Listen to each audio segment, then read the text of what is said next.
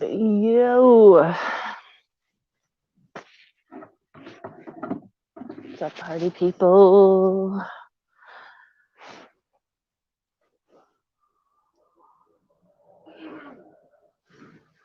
Figured I'd just do a quick live. Got off a Toronto show. Yeah, man, I'll keep it going.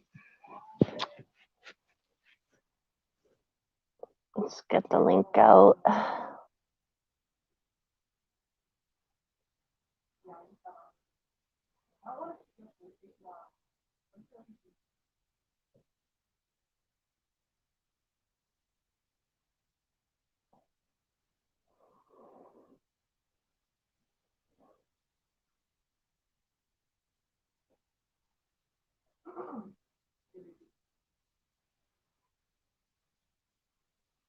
Come on, pin it. Why isn't it letting me pin it? For fuck's sake.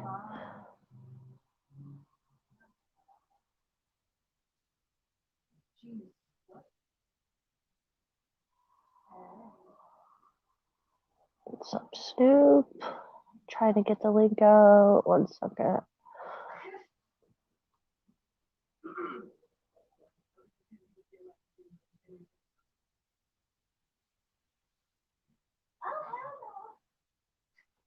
There we go. The link is in the chat. Anyone want to jump on? This is just I'm probably not going to stream till I got work tomorrow, depending on what happens. See who jumps on and how it goes. I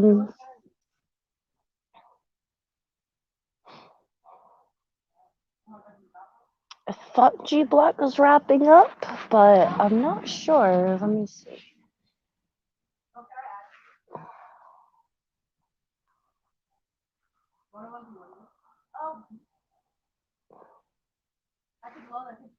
He just ended. I wish I knew. I could have told him that I was going live. Oh, wait, I think I could still get in here. Nope, I can't. Fuck it.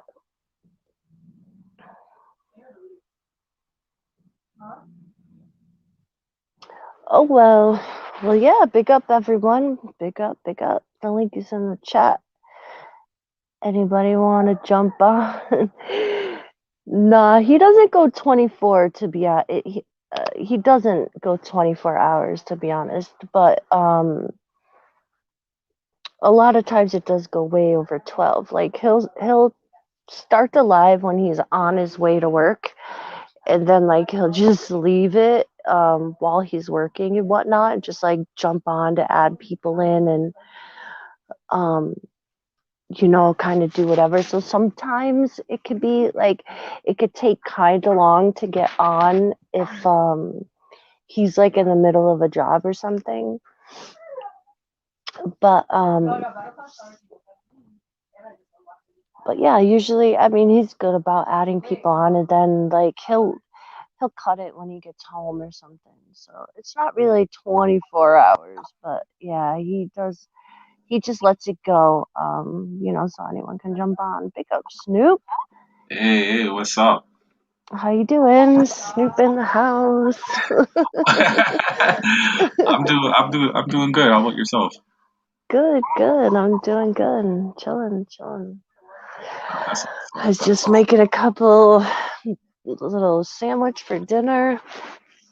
okay. And yeah, so I'm probably just gonna cook and then I can like jump on from my laptop or whatever, but this tends to like burn up my phone or suck the battery.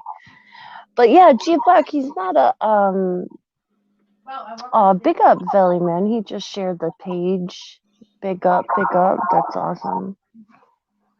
Yeah, man. G Block. Hey, his name is Belly, right?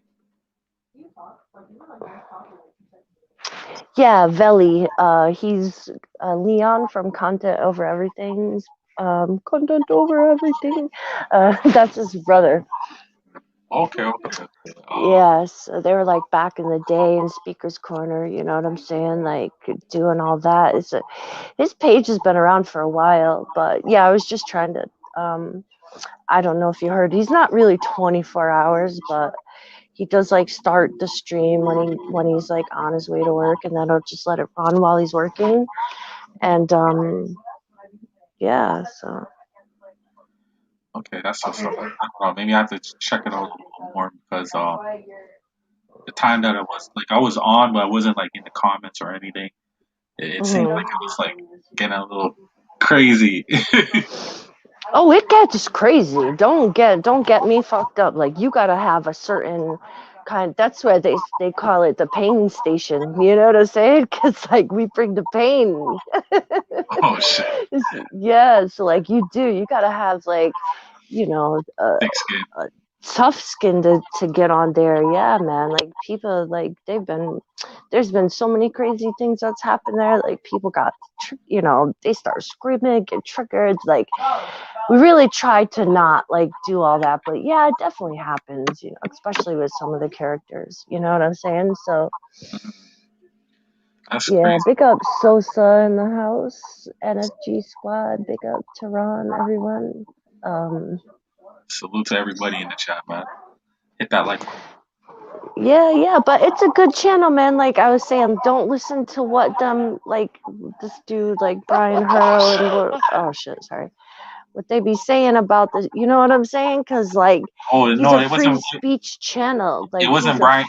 It wasn't Brian that mm, told me that. It was just what Terrence. He sent me the link for like my conversation for what I saw. mm. Yeah, because Yeah, it definitely gets hectic. I'm not even gonna lie. You know what I'm saying? But yeah, it's a good. yeah, because NFG is that your boy? Is he cool? Like the guy in the back? yeah, he's cool, man. He's cool. There's He's been a he's lot cool. of like There's been a lot of like. Oh, gang bombs and your stuff YouTube going on on. it. Oh, No, you didn't have to come off. You just have to log. Oh, damn. yeah. Just mute your YouTube or pause your YouTube. Um, but yeah, like I said, like it's a free speech channel. You know what I'm saying? Like he lets anybody come on and say their shit, whether you're a racist, whether you're an Islamophobe, whether you're a Satanist or a right wing or ethna or a lefty or a commie. Like you know what I'm saying? Any kind of person can jump on there. So that's not, you know what I'm saying? It's not like he's picking and choosing, like, oh, it's a people are like, oh, it's a panel full of, he lets racists come on and he lets people jump on and just God for 12 hours. Well, yeah, he does. Like, and if you don't like it, you could jump on and challenge them, or you could just not listen. You know what I'm saying? Yeah, And that's the thing. Like, I don't really agree with like the whole striking channels and like you know what I'm saying, because they don't run channels like how you maybe like I wouldn't run my channel like that, like, but that doesn't mean he can't. You know what I'm saying? Like just because he doesn't run it like I want him to run it doesn't mean I should like strike him or try to shut down free speech. Like that's just like whatever. So that's kind of how it is. It's like either jump on and contest what you don't like, or stay crying in the chat.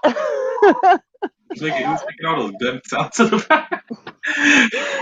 Huh? Who's making those good sounds? Jen, you in the hood?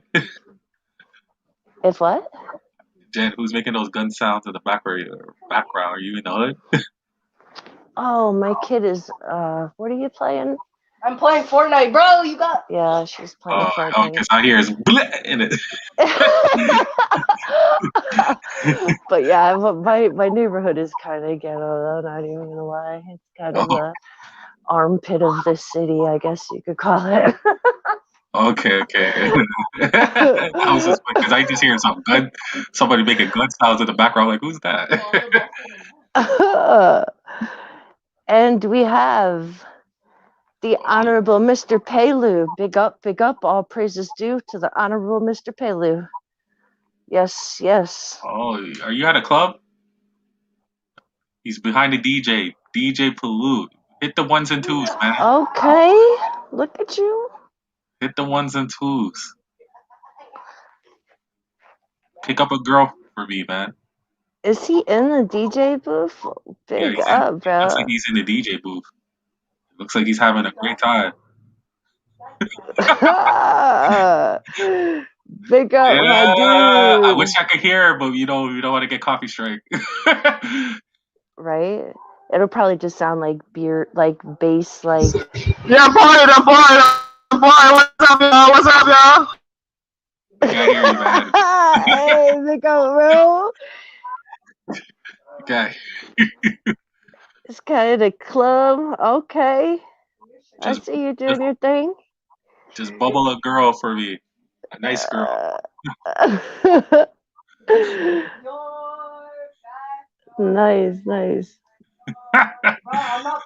Well, this guy's having a grand time of his life up there, man. Makes me want to just go out and party. You know what I'm saying?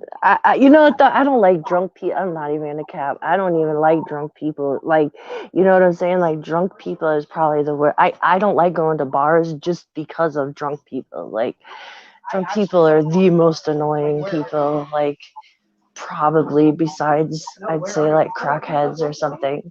You know what I'm saying? It's Oh like man, that's funny. two kinds of people you don't want to hang out with is like, yeah, drunk people and crackheads. You know what I'm saying? Yeah, I know exactly what you're saying. Especially Yeah. when you have like different types of drunks. You got the angry drunk, you got the happy drunk, you got the horny drunk, you got the sleepy drunk, you got the drunk that you don't know what the hell he's talking about because he's slurring his words. Right? But All kind. sometimes the happy drunks, like, they can get annoying too, you know what I'm saying? Because then they're like, oh, I love you so much. You Oh yeah, know? and they're like too touchy. Like they don't want to like Yeah, hug man, you it's and like, kiss get you. off of me, man. Like, what you're stinking alcohol, bruv. Yeah, I know. I remember one time I was at a club and there was this girl. And she was attractive, but I didn't know she was drunk at first. But she started getting like too touchy. I'm like, yo, like chill out, ma. And obviously, I'm not gonna take advantage of her because she's drunk, right? So I just left her Yeah. alone and made sure that her friends were there to look after her and get her some water. Aw, good guy, Snoop. See, like, Thank you. man, you know what I'm saying? Like, that's a good guy, man. You know, we need more Snoops around in these streets. Yeah, I agree. We definitely need more Snoopies. We definitely need more Snoopies. I try. No, Yeah, for you know sure. what they say. Good guys come from last. So Yeah, man, I feel you. I feel you. For yeah. sure. Let me see. I'm gonna try to share this link out. See if I could get some more peeps on here. Blah blah blah. I think Put it in NFG Discord. wants to try to go back again. Lou, take a Oh, shot is of he trying to Hennessy. get on So the again? city Yeah, right take now, a shot. we're doing Of Hennessy. being open now. You see, so no more Corona. Hopefully, Corona's less. Take a shot of Hennessy for me. Hey. One shot. Take a shot of Hennessy. Shout out to who's that? The bartender.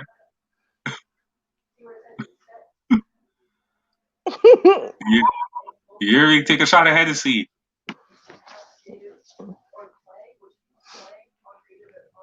Bottoms up, bottoms up. All right, let's see if we could get NFG up here. And just mute your mic energy and just close the other browser.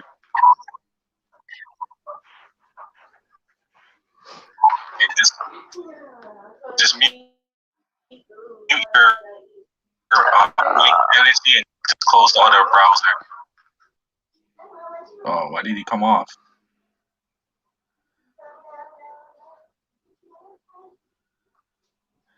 I don't know. what's going on with NFG, are you on a NFG? phone or a computer? If you're on a computer, you could just use the other tab and like go to the YouTube tab and press pause, because like when the sound is playing through the YouTube, we could hear it. That's what's happening. So like if you're on a phone, you can hit like the little window button or the little square button, and yeah, just hit pause on the YouTube app. You'll be able to hear us through StreamYard and see all the messages and shit. So it's all good. It's all good. I don't know why it does that for me. Um, when I go on my phone, it just goes straight to it. It doesn't have another tab.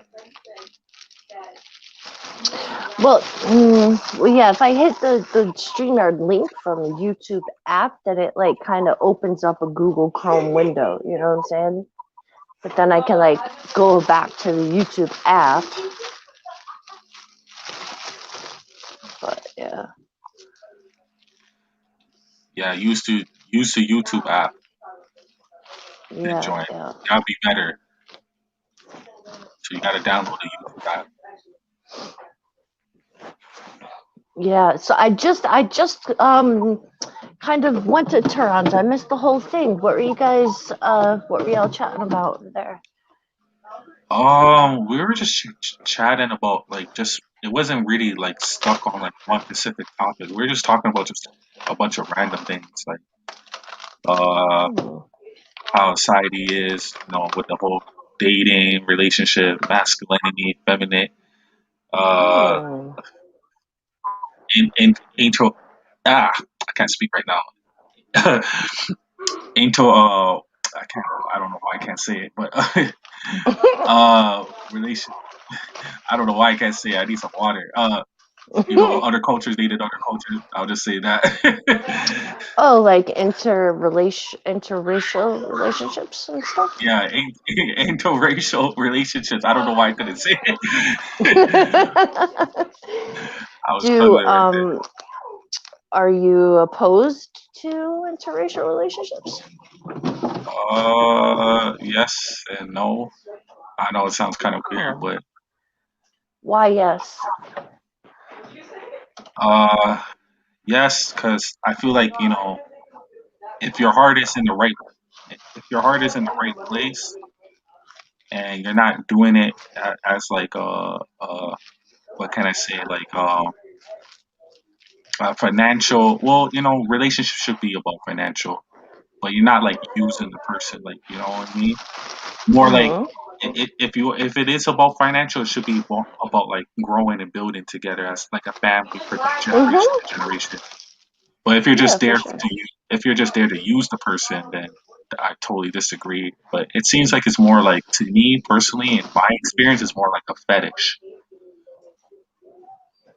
So you think that dating outside of your race is just fetishizing the other person? No, I'm not saying every case, but for the most part, in some cases, yes. Hmm. So do you? Hmm. Um. Yeah, that's interesting. I've never even like heard of that before. I like kind of came to these streams, and I'm like, wow, people think of it as like a fetish. But I guess like I don't know. If you like girls with like long hair, then that's a fetish. Some guys like girls with like really, really like flat chest, like that's a fetish. Like, isn't that just like, couldn't that happen with any kind of like preference? It can. All right. If you want me to be more specific, I'll give you an example. Like, let's just say it's a European woman, and somebody's asking them, "Are you dating a black man?" And sometimes they would say, well, they won't even necessarily talk about why they like him or the personality. They'll just say like, oh, because he has a big, what, uh, or like he's just very, I don't know, like that's stuff that I usually hear. Maybe it's just the wrong woman that I'm around, but it just falls down to like what you could do in the bedroom more so like oh no, he's a nice guy, he's a stand-up dude, he has a good heart, he takes care of me. It's more so like Donkey Kong type of stuff. Mm. Well, yeah, I mean, and yeah, there's definitely like people that do that, but at the same time, I don't think those people are really looking for like a long-term relationship.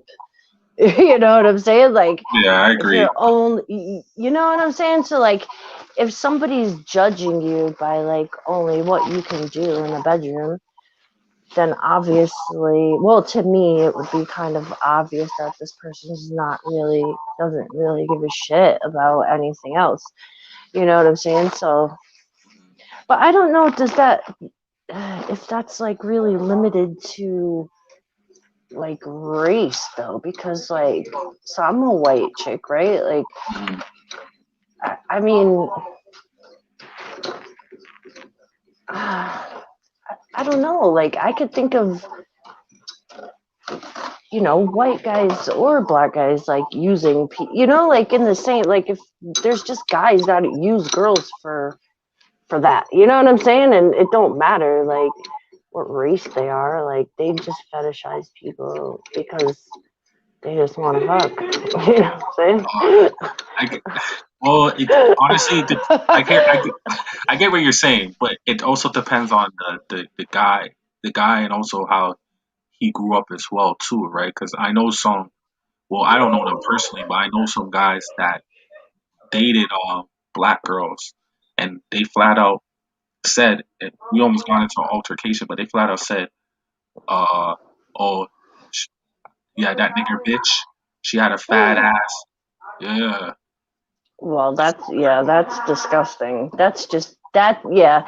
I mean, in that case, then yeah, absolutely. But Yeah. I'm not saying all, but like there are cases like that. yeah, well, that's just racist people being dicks, right? Like they're not looking for like. But I mean, I think sorry. So I was married to a black man for 20 years. You know what I'm saying? And I never thought that he was like fetishizing me or you know what I'm saying? Like using me. He sure as hell wasn't using me for my credit score. You know what I'm saying? Like, so I don't know. I just never got that. Like, I never got that feeling.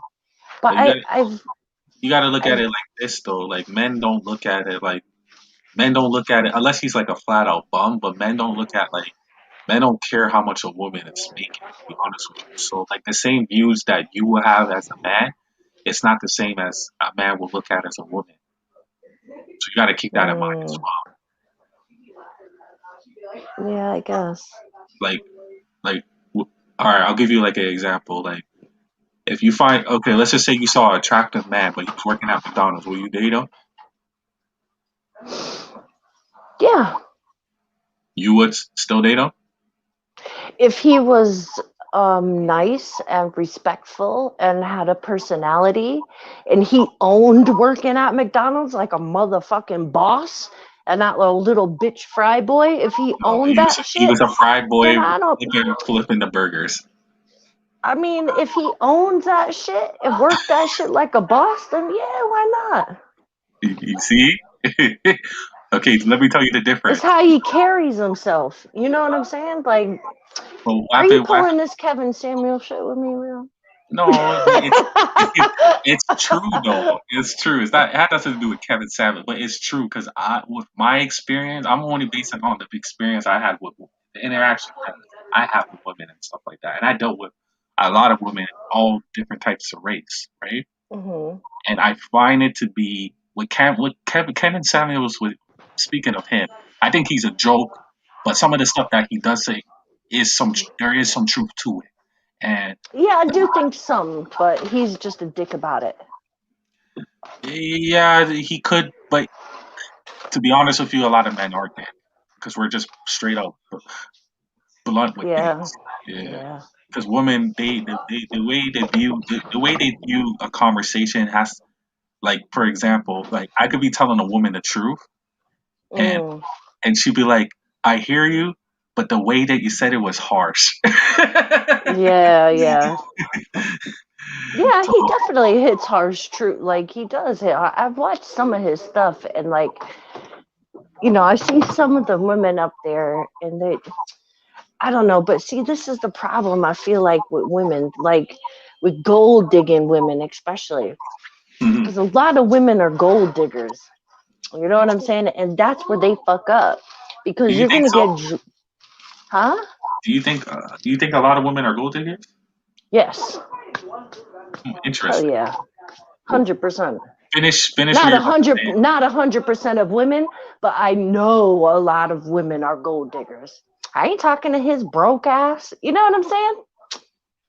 Oh, but why do you think that? Do you really think that's like gold digging or like? So to me, if you love somebody, right, he could be a bum in the street, but you're willing to help build him up. You know what I'm saying? Like you're willing to like not you don't want to. Of course, you don't want to babysit no man. You know what I'm saying? You don't want to like drag no bum, but the same time, like some people are in bad positions, and that's why I feel like it's not like it's not fair to judge that guy on the fries. Like Kanye says, while he's washing, watch him. He gonna make a Benz out of that Datsun. You know what I'm saying? He got ambition, baby. Look in his eyes. You know what But, I'm saying? So it's but like that's true. Like that's why I said if you own it, if you got ambition and this isn't where you want to be and you want to move up, then we can do this together. Like I can help you. I could be the support to help you build that up, but you have to be worth it. You know what I'm saying? You have to have the ambition. I So a lot of guys lack ambition, but a lot of girls aren't willing to put the work in, you I get know? what you're trying to say, but then the notion is, uh, you just said if he owns it. So why think he didn't own it? You still wouldn't you wouldn't give him a chance though. I mean, you would give them a chance, but you have to see how far you're willing. You know what I'm saying? Like, if he's just Is like that something that would content, you do? if Be he's honest. content, if it's what? If it's something that I would do, Yeah, it's something you would do. If you met a good looking, okay, let's paint this scenario. Everybody wants you to picture this. Close your eyes for a minute. We're going on a trip. okay. I wish I had the machine where you could just hear the dreaming sound or whatever. I need to get one. Okay. So Jen, you're walking along. It's a hot, nice, sunny day. Where you from? Is that Connecticut. Connecticut? Okay, you're walking down Connecticut Road, and there's a local McDonald's by you, and you feel like hmm stopping by. What's your favorite meal, by the way? I don't eat at McDonald's, so I'm gonna just get like a medium iced coffee. Okay, you want some iced coffee, and then you go step inside, and you see a nice looking man, hmm strong, really tall. hmm hmm Everything that you desire. hmm But he's in the back flipping burgers. hmm You gonna you're gonna let him talk to you? Yeah, we can talk, man. We can talk. Are you gonna give him the number or no?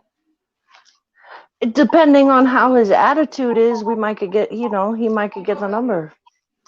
Okay, so it depends on his attitude. So even though he's flipping burgers, he's not the manager, he's not the supervisor. Nope. Just so you're gonna give him the number. He might. That's what I said. Like depending on his personality, his attitude, the way he carries himself, the way you know what I'm saying. Like his just overall, persona.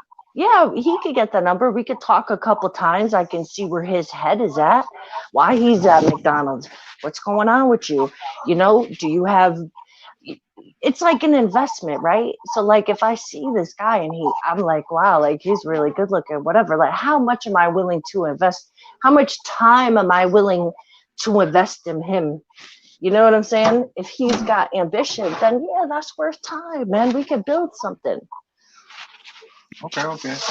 But I'm not gonna be over here building houses while you flipping burgers, motherfucker. Like, you know what I'm saying? Like Absolutely, absolutely. Yeah, so it's a team effort. You know what I'm saying?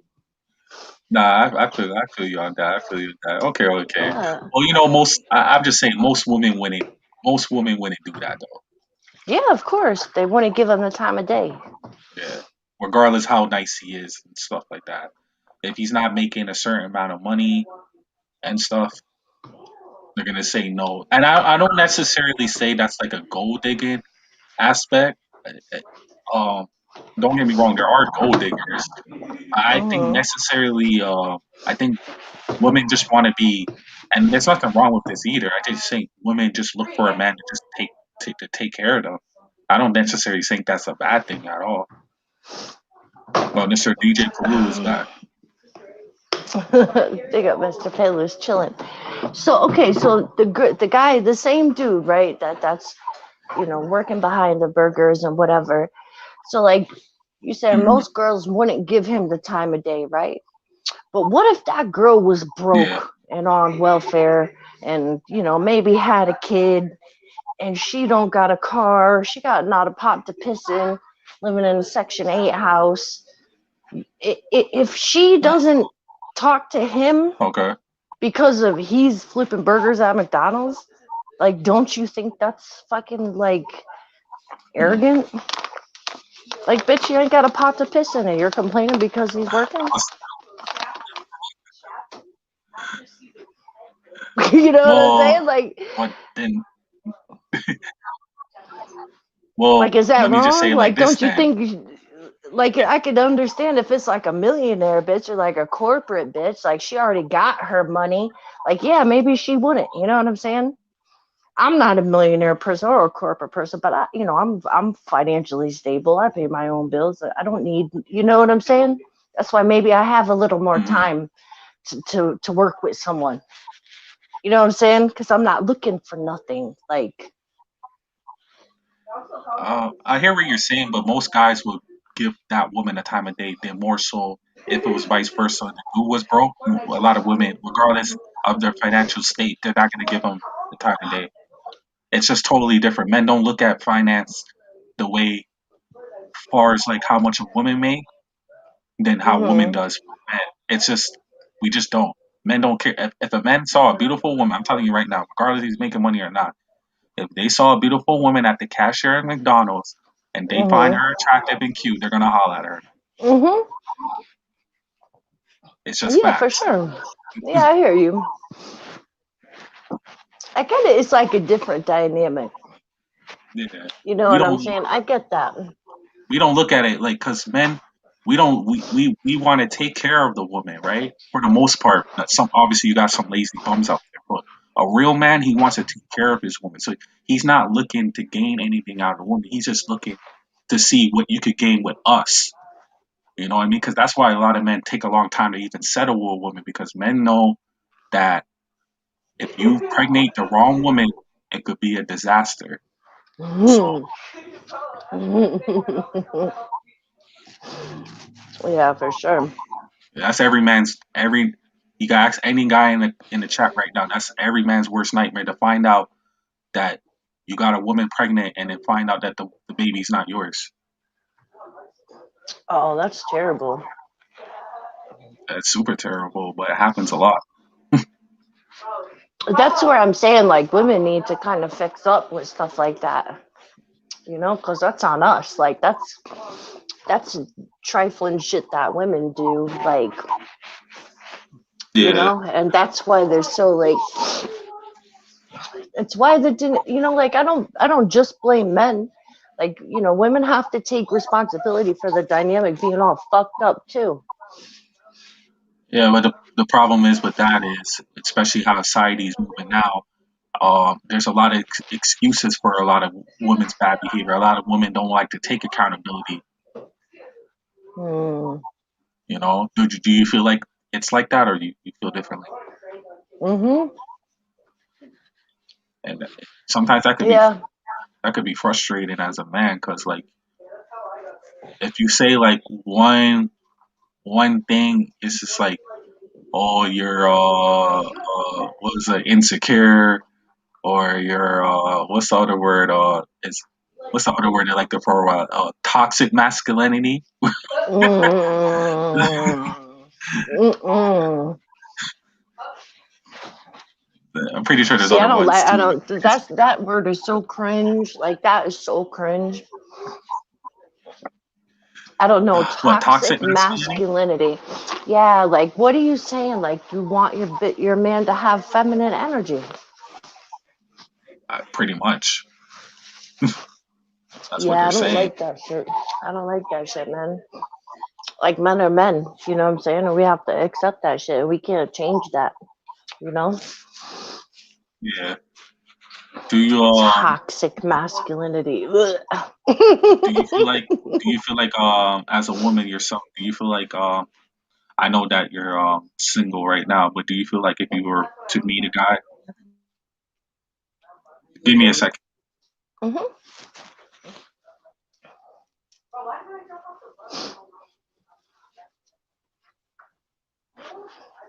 Toxic masculinity. How cringe.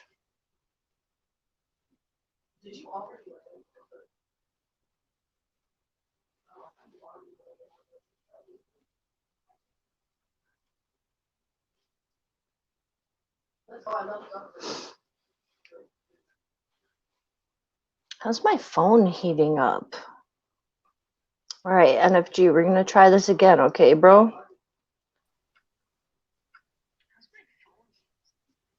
Are you there? Are you there?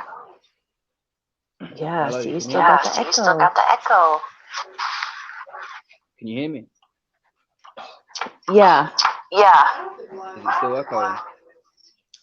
yeah, it is. So Yeah, it is. wherever So you're, wherever don't you're, drop off. Just don't stay there drop for a off. minute. Just stay there for a minute. Wherever your YouTube Wherever is, your just hit the YouTube is, pause just hit button. the pause button. Yeah, 2 seconds. Yeah, I think you got it Yeah, I now. think you got it now.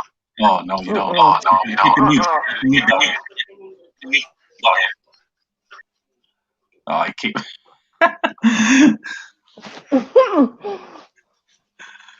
Oh man. Anyways, what was I asking you? Oh yeah. If you were to find a guy and everything works out, would you want him to be the head of the house and me? I mean, at the point I am in my life, right? Like, Mhm. I'm a divorced mother of three. Yeah. So I'm gonna go ahead and Kevin Samuels. I'm well aware that my market value is pretty fucking low. You know what I'm saying? Well, not So at really. this age, to find a Mr. Right who's willing to come in and do that is kind of absurd. So I'm not expecting that at all. Like right now, yeah, I have a part. Like I have a, I date someone. You know what I'm saying? Like I Right. see someone, but it's not really serious. It's Not just serious. we see each other. You know what I'm saying? Okay, you have needs and But stuff. yeah, he's like a year older than I am. He's divorced. It's funny because it's actually the boyfriend I had before I met my husband. Oh wow. From back in the day, right? From when we were kids and shit. So it's crazy, right? That But is. like right now, like I've been divorced for what, 2 years now, going on 3. Mhm. For me to bring a whole man like into my house, like where I still have a 10-year-old child, like I'm not really ready to do that yet. You know what I'm saying? Like she doesn't even know that I like, see anybody or whatever. But like I'm just not willing to kind of introduce anyone to her. You know what I'm saying? So like it is what it is, but yeah, the whole guy coming in here and taking care of me, I don't really think that's gonna happen at this age. I wouldn't Yeah. necessarily. It'd be kind of different. I think if you're an older woman, especially if you have kids, I think it has to be a little bit different. Not saying you can't be with somebody, but like I think the problem is with like older women is for the most part, uh, I think they're still stuck in this fantasy type of world. I think that's the problem. If they're more realistic with their goals as far as relationship, they will be in a happy Mhm. relationship. Mm. Mhm. Yeah, and that's what I think. Like, I think I'm being pretty realistic. You know what I'm saying? Like, who knows? A couple years down the line, whatever, when I feel more comfortable, introducing someone around here, whatever, like, maybe we can be, like partners or something. Like, but I don't know if I'd want to get married again. Like, that's such bullshit, man.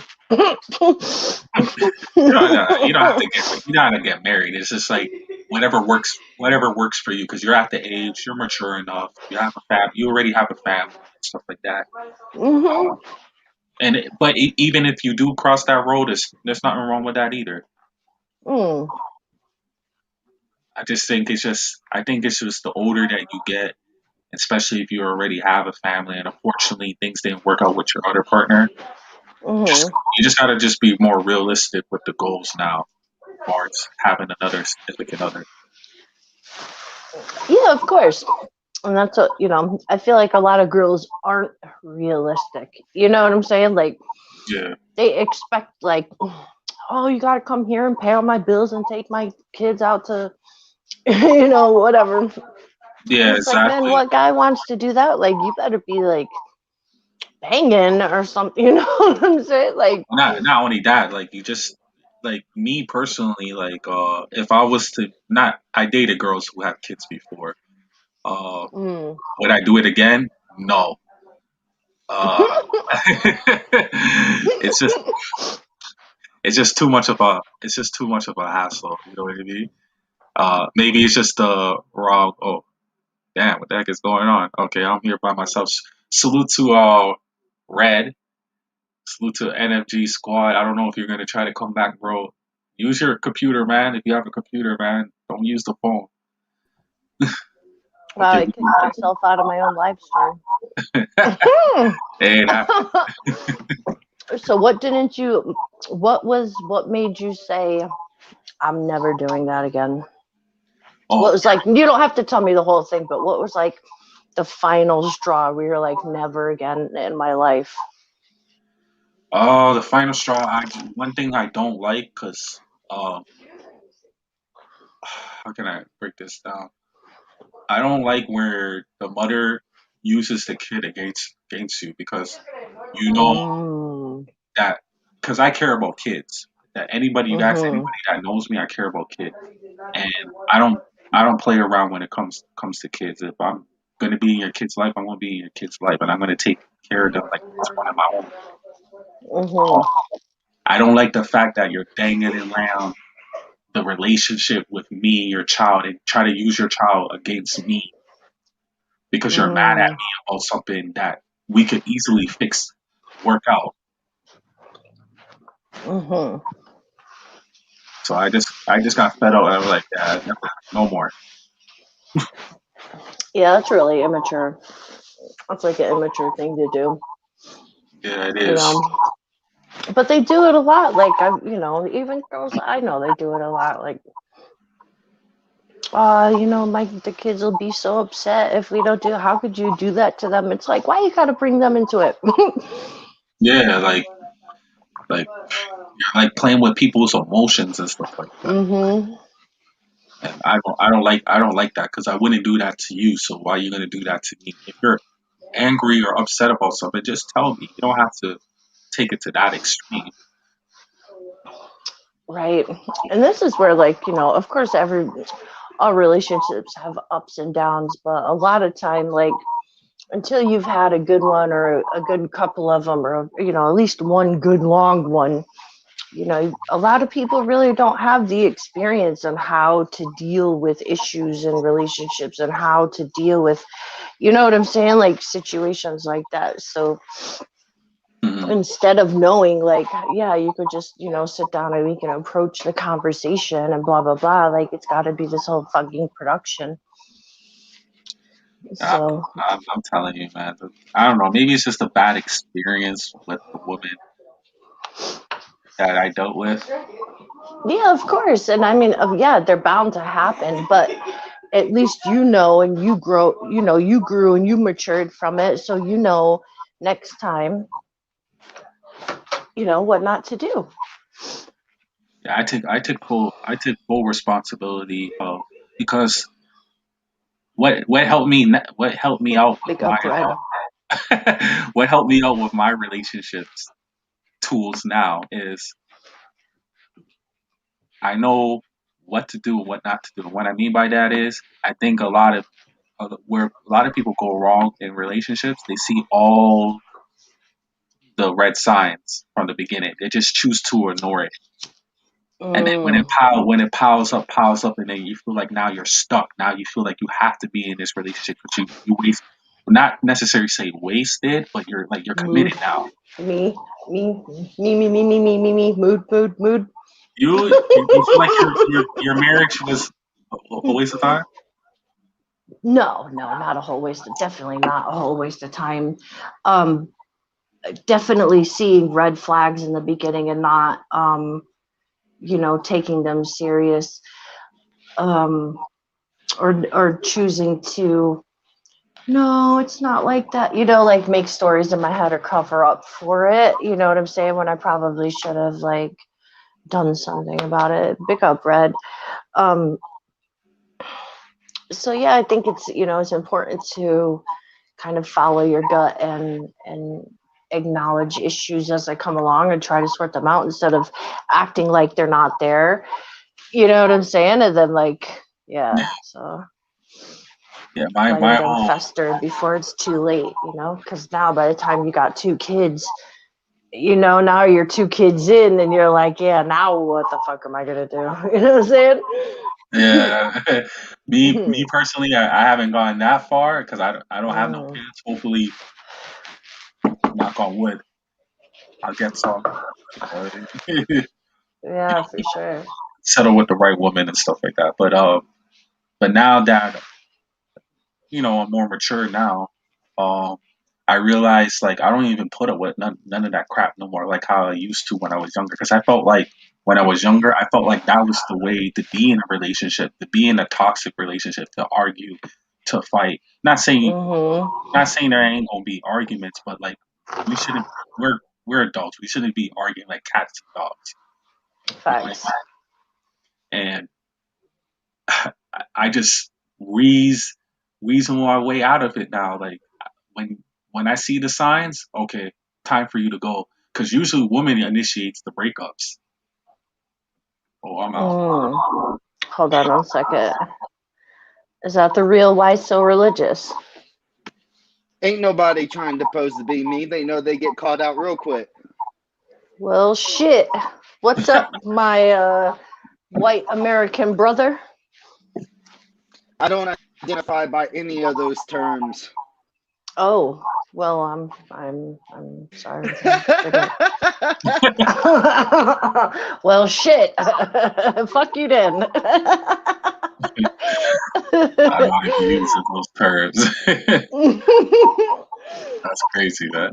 Are you not American? Hey, it doesn't matter what I am, and it matters only by what I identify as. Shit. All right. All right. I Well, you see. identify as that. I mean, I'm also religious. I don't. I'm the persona, right? That's the Uh-huh. point. A persona of what? The He's the persona of being online. undefeated. Like it's You- just undefeated. That's the persona incarnate. You know all about incarnate. okay, you're like Floyd, like you're undefeated then. The money team? I'm like if Habib Nurmagomedov's record Uh-huh. became person. That's me. I'm like if Okay. Floyd Well, I think Mayweather. I'm like if Floyd it's Mayweather and Rocky Marciano, if their legacy formed, it would make my icon. That's one hell of a comparison. Why what are you undefeated at? YouTube against the Uma tube and against the Seek tube. What the heck?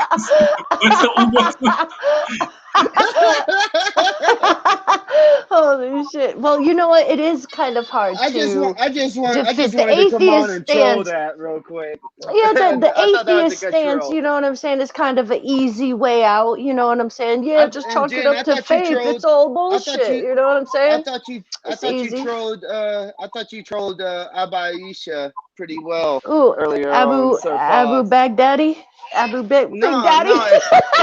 no, it's Abu Banana.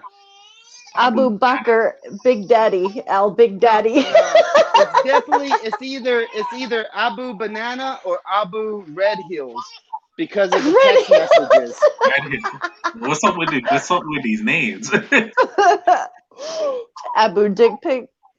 No, hey, there was no dick pics. Firstly, he didn't even send any emojis. So his sexting game is on a low level. You know what I'm saying? Like, sexting games have to have emojis. We are past the age of flip phones. You know what I'm saying? His sexting game is so bad. Like, he tried to chat up 7 biddies from the same Discord server. And I don't know if that's true, but I do know that definitely those women, true. I would definitely say any woman who is on Discord that's a Muslim and thinks that Discord or WhatsApp qualifies as a marriage contract is a fucking idiot. That's what I'm saying. It's like, you know, I just don't get it. This is why I jumped on to troll him. Like, how does the marriage process, like, how do you marry an online avatar? Like, this is a troll account, pretty much. You know what I'm saying? Like, okay, you can video call, but when you never met the bitch face to face. You know what I'm saying? She could have a baby ass T-Rex arm and you would never know it. Like, she could have a hook claw toe and like you don't know. You know what I'm saying? Like, Jim Wallace, you got to think. A Discord relationship for people in Islam is actually a big step up. If you think of like Saudi Arabia, Pakistan, like Afghanistan, you're talking about people in fucking death robes, like body bags, getting sold for like a price. You know what I'm saying? Like, at least you can tell they have fingers on Discord because they have to text somehow. But in those countries, you don't even know what the fuck if they have fingers. This is an interesting conversation. Yeah, I guess that's, yeah, I guess, you know what, you're right, Wesso, you're right. Yeah, I don't know, man. Grown in a people Muslim trying country, to. in a Muslim country, you don't even talk to the woman, so you don't even know if she's mute, if she's deaf, if she can read or write. At least with Discord, you know. I mean, she might misspell words occasionally, but at least you could take that into context. You know what I mean? That's crazy. That's what I'm saying, but you still don't know if her breath stink. So, you know, she might have a rotten tooth and all kinds of halitosis, and you know what I'm saying? You don't know. I really don't think that Muslim men care too much about their wives talking to them. Just saying, I don't think that's like a high priority on Islamic like marriage. Damn, this guy's just coming in straight gunning. Yeah, he's the friendly anti-Christ kind of religious guy. Okay, I got you. He's the atheist supreme. Yeah, debunking, knocking theists out left and right. Yeah. Oh shit! Wow, man, she's right in my biography. I appreciate it. You don't get royalties, though. You do not get royalties. Well, shit. Fuck you again, then. Shit. Fuck you twice. Undefeated. Why so religious? Man, you get some characters in YouTube, man. I swear. Yo, Snoop, if you go to his page, he's debunked the Quran page by page, verse by verse. He's debunked every major hadith for thousands of them. I hope that cognitive dissonance is listening and has this clip right now. I know one. And then the whole Ummah, and then you know why? Jim Wallace, because maybe finally the Uma tube will come after you and give me a break for 10 minutes, and I can focus on Sikhism. I know one person. I know one person wouldn't like that. I know one person who wouldn't like that, but you probably beat her though. Ooh, You know who I'm Z? talking about? Yeah, Z. She won't even let him on the channel. She won't even Sir let him Foz. on. Jen, seriously, have you noticed that Sir Foz has deleted every one of his live streams since I went on there and tackled slavery and Islam with M-Sax and Saeed. And they both said that Islam doesn't allow slavery, and he has deleted every stream since then for the past 2.5 weeks. So So he won't let you back on no more? No, he won't. He actually blocked my main channel. Like, he blocked my main channel.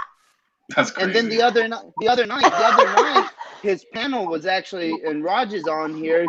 He said he was watching the live stream so he could see this. The people in the chat were asking to have me on, and Sir Fawaz said that he wouldn't let me on because Saeed would run. He didn't want to let me on, and then a Muslim run from his panel.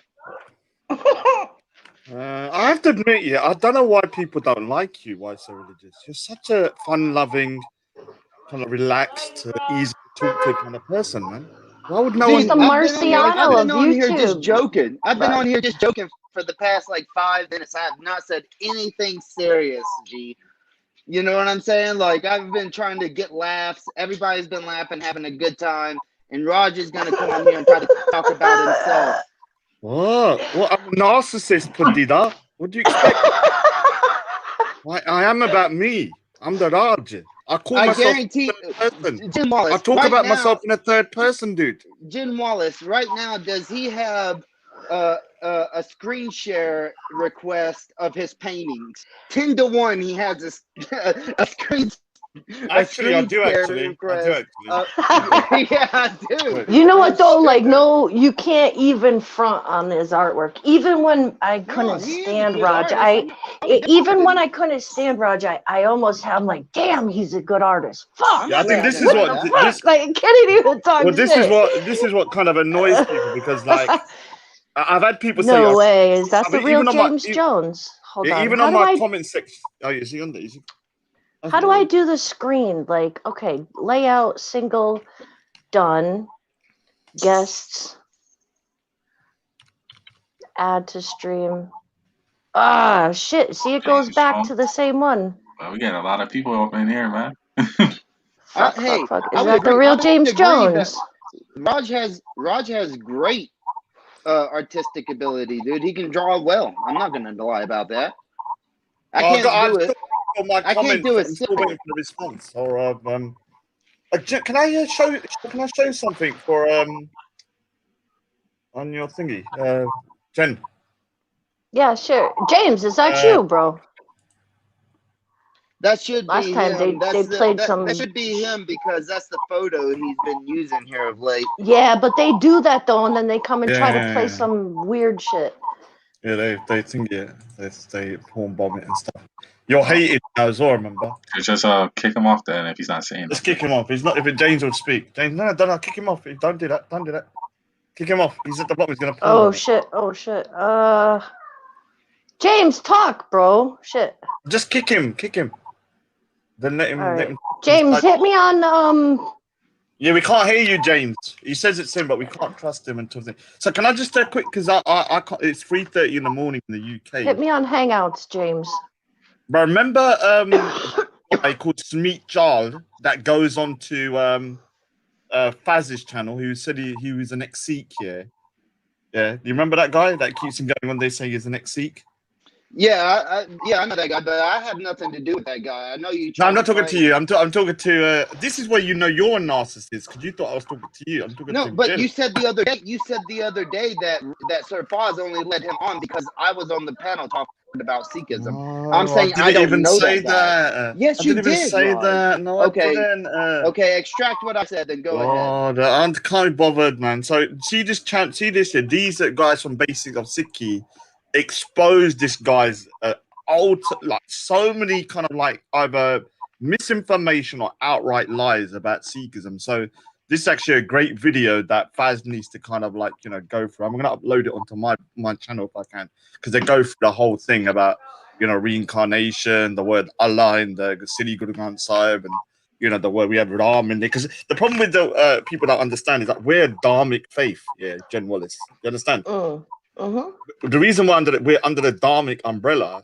is because we have core concepts that are within the dharmic fold.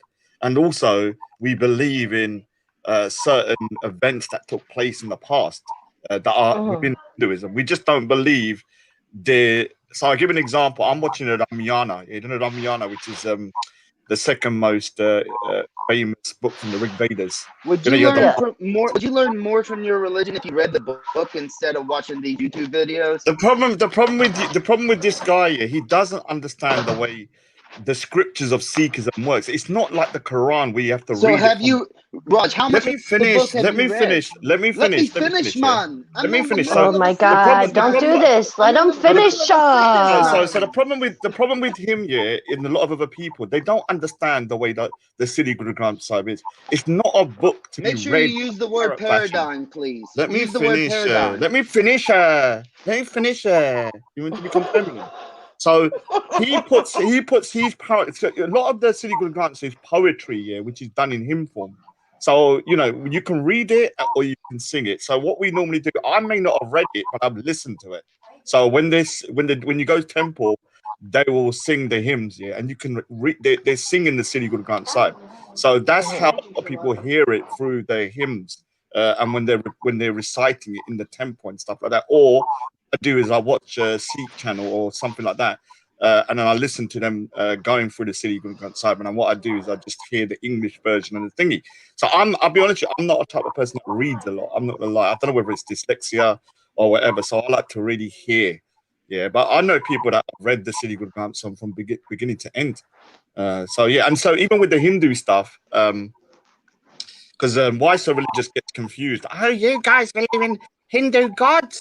Are you freaking demon worshippers? Whatever he thinks. I've never said that.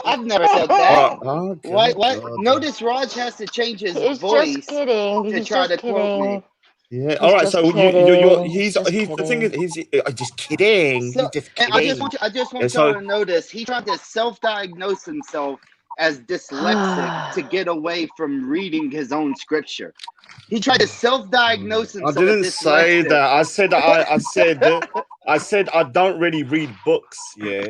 And that's just not any of. I'm talking about just generally. Are you claiming you did not just say that? Did dyslexia come out of your mouth? Yeah, I said I could be. I didn't say I was. So I'm somebody that is better at hearing, yeah, and learning through listening than reading. That's not the definition of dyslexia. All right, so whatever. So I'm just not good at reading books. Yeah, all right, yeah. But as long as you're learning, whether you read it yourself or you hear someone reciting it, you're still learning, aren't you? I can read something to you, or you can read it yourself. You can still hear what that person's reading. I don't understand what. Okay. So you listen to the audible of the Guru Sahib, or do you watch videos? Or do you watch videos of people trying to explain the book as opposed to reading the verses? So there's two ways. You have what's called kirtan, which is when people sing the hymns. When you go to a Sikh temple, they're singing the Sri Guru Granth Sahib. Yeah, it's like poems. Yeah. Then you have people that are doing what's called kind of the religious sermon. I'm asking you what you do. Let me finish, you freaking puddida. What do you do? Why so religious? This is You're why talking about other people. You're talking about other people. Let me finish. Yeah, you freaking little degenerate. Shut your mouth, why so religious? Before I put a freaking stick up your bund. Shut up, man. I thought you went on Belly's channel and said, "Don't make things personal." Look at you making. Yeah, I do make it personal with you because you're a hypocrite. You're a hypocrite. You're so retard. Yeah, let me finish my sentence. Yeah. And then I can say it. I'm telling you the way I listen to it. So I go to temple. When I go to temple, I hear it through kirtan, yeah? And sometimes they'll explain exactly what it is if you people don't understand for the younger generation. Then you can hear it once again when you're at the temple through when people are doing the prayers and stuff. Yeah, so doing the prayers, like whether it's men or women. And then I normally listen to what's called kata, which is like preaching from religious people from India or from the UK, and they're on Sikh channels, and they give an English definition, the thingy definition, and you just listen to what they're saying. And that's how I tend to learn about the Sikh. Now the problem with you, because of your paradigm in the dark Abrahamic faiths, you think we have to read I everything. asked you to use the word paradigm and you did it. Thank you. Yes, paradigm. Yeah, the Islamic paradigm. You have this mindset that you got to read the whole thing parrot fashion and learn it, and if you don't, you're no longer a Sikh. No, that's not how it works. You should be reading Actually, it. you put that on me, Raj. You Let put me that finish. on me. Let me finish. You actually You should. no. You put that on Oh, me the other God. day. You told me to wait till the end of the book. You haven't even read the whole fucking book. So you're trying to put shit on me that you don't even put on yourself, you hypocrite. So because I'm not here, yeah, going around saying, "Oh, Sikhism isn't real." Sikhism. Look, you're making a claim. You Read the whole. are going around claiming that Sikhism is Come, real. go around there, and you then claim that I'm Sikhism claiming is for real. myself. For myself. No, you're for myself. claiming Can that I have that Sikhism belief? is real. Can I have that belief for myself? You can have that belief, but you All claim right, that Sikhism is real so to stop other crying people. about it. Stop crying about You it. claim that Sikhism Stop is crying real about to it. other Yeah, people. if you believe, if I'm going around doing kata, which is preaching, I've never preached Sikhism, not once. I've never gone speakers corner to speak about Sikhism. I've not online, only if someone asks me. So I'm not doing preaching. Whenever I'm on these online forums, I'm talking about politics or other stuff that are affecting That's not people. true. That's not true because that's not true because there was a video that what's his name, cognitive dissonance, before she got banned on her last channel. She had a whole 45-minute video of you trying to talk about how Sikhism is true because of the soul. Now, because somebody asked me, did you not hear what I said? I said no. You jumped on the Oh my God! What did I just say? I said unless someone asks me, I don't go around. Yeah, but talking about that's religion. talking, not preaching. That's I'm talking, not not preaching. I'm not preaching. That's not I'm what not happened. preaching. So That's let me not tell what you the difference happened. because you don't understand the difference. Notice So he when I go interrupted speak, me when I when was I giving go the speak, example. when I go I was speak giving as Both of you y'all an are example. interrupting each other. All right, Chill so let me out. just finish my sentence because it's late at night. Yeah, when I go speak as corner, yeah, Let there me are finish people. my sentence, man. Oh my No, God, why so? Chill the when I go fuck speakers out. corner, there are people that actively preaching their religion. They're standing there preaching. I don't preach. What happens if I'm standing there and someone says, "What is this about reincarnation?" I might answer if I feel like. There's a difference between having a discussion because someone asks you a question and preaching your faith. I'm not a preacher, so you can't hold me to the same standards as other people. These guys, you can hold them to that standard because they go around preaching. I don't. Yeah, I'm not qualified for it. Secondly, I'm not a good Sikh in my opinion, and I got a lot of learning to do. Just it's 7-8 years ago, I was a drunk, so I'm How my own. long is this going to take? I was gonna stop, but I'll carry on. So the thing is that for me, like I've gone through my own journey, and you're coming online, putting Okay, I have a your question. Raj. obsession, or I have you're a putting your question, Raj. Islamic obsession paradigm onto the Dharmic Thank you for faiths, using paradigm 2 times. Buddhism, or So I have Sikhism, a and you question. need to stop doing that, because every time you do that, All right, you're come gonna go. on, stop interrupting. This 1 is minute. getting Every time dumb. you do, Just let him finish. that, you're gonna start Raj, spazzing out like the weirdo Raj you are. talks forever, dude. Yeah, So do you, dude. Just chill, bro. Let's just. All right, let's just. That's true. Just But play the video. I'll ask this Let's just question. hear the I'll video. ask this question. I'll ask this question to Raj. Raj, do the Mayan gods exist in Sikhism? All right. So first of all, right. So I'm not gonna. He still doesn't get it. You don't get it. So let me explain I'm something. I'm asking all right. a So question. Very direct question.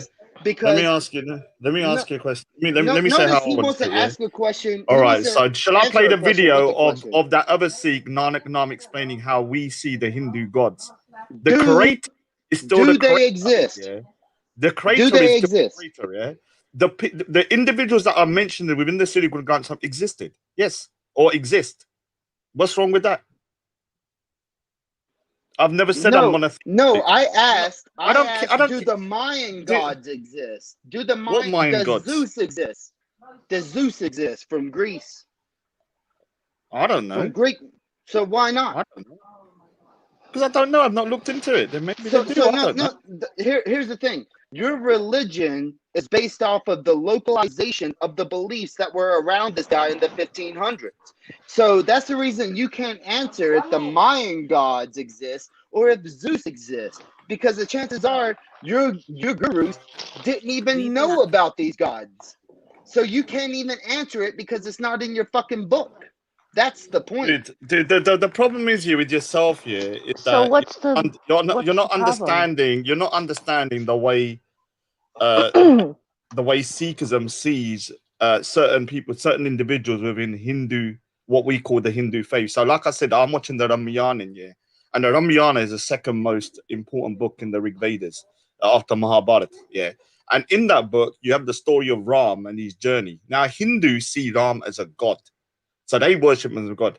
Sikhs do not see Ram as a god. They see him as an enlightened human being who, was somebody sent by God. So he's not God. This is the difference. So we do believe these. Does Hinduism accept gods and goddesses outside the creator God? I don't know enough about Hinduism. I know that the No, Sikh I'm sorry, Sikhism. Right, Sikhism. No. Like, let me just play this video. Is Vishnu considered a god inside of Sikhism according to your guru side?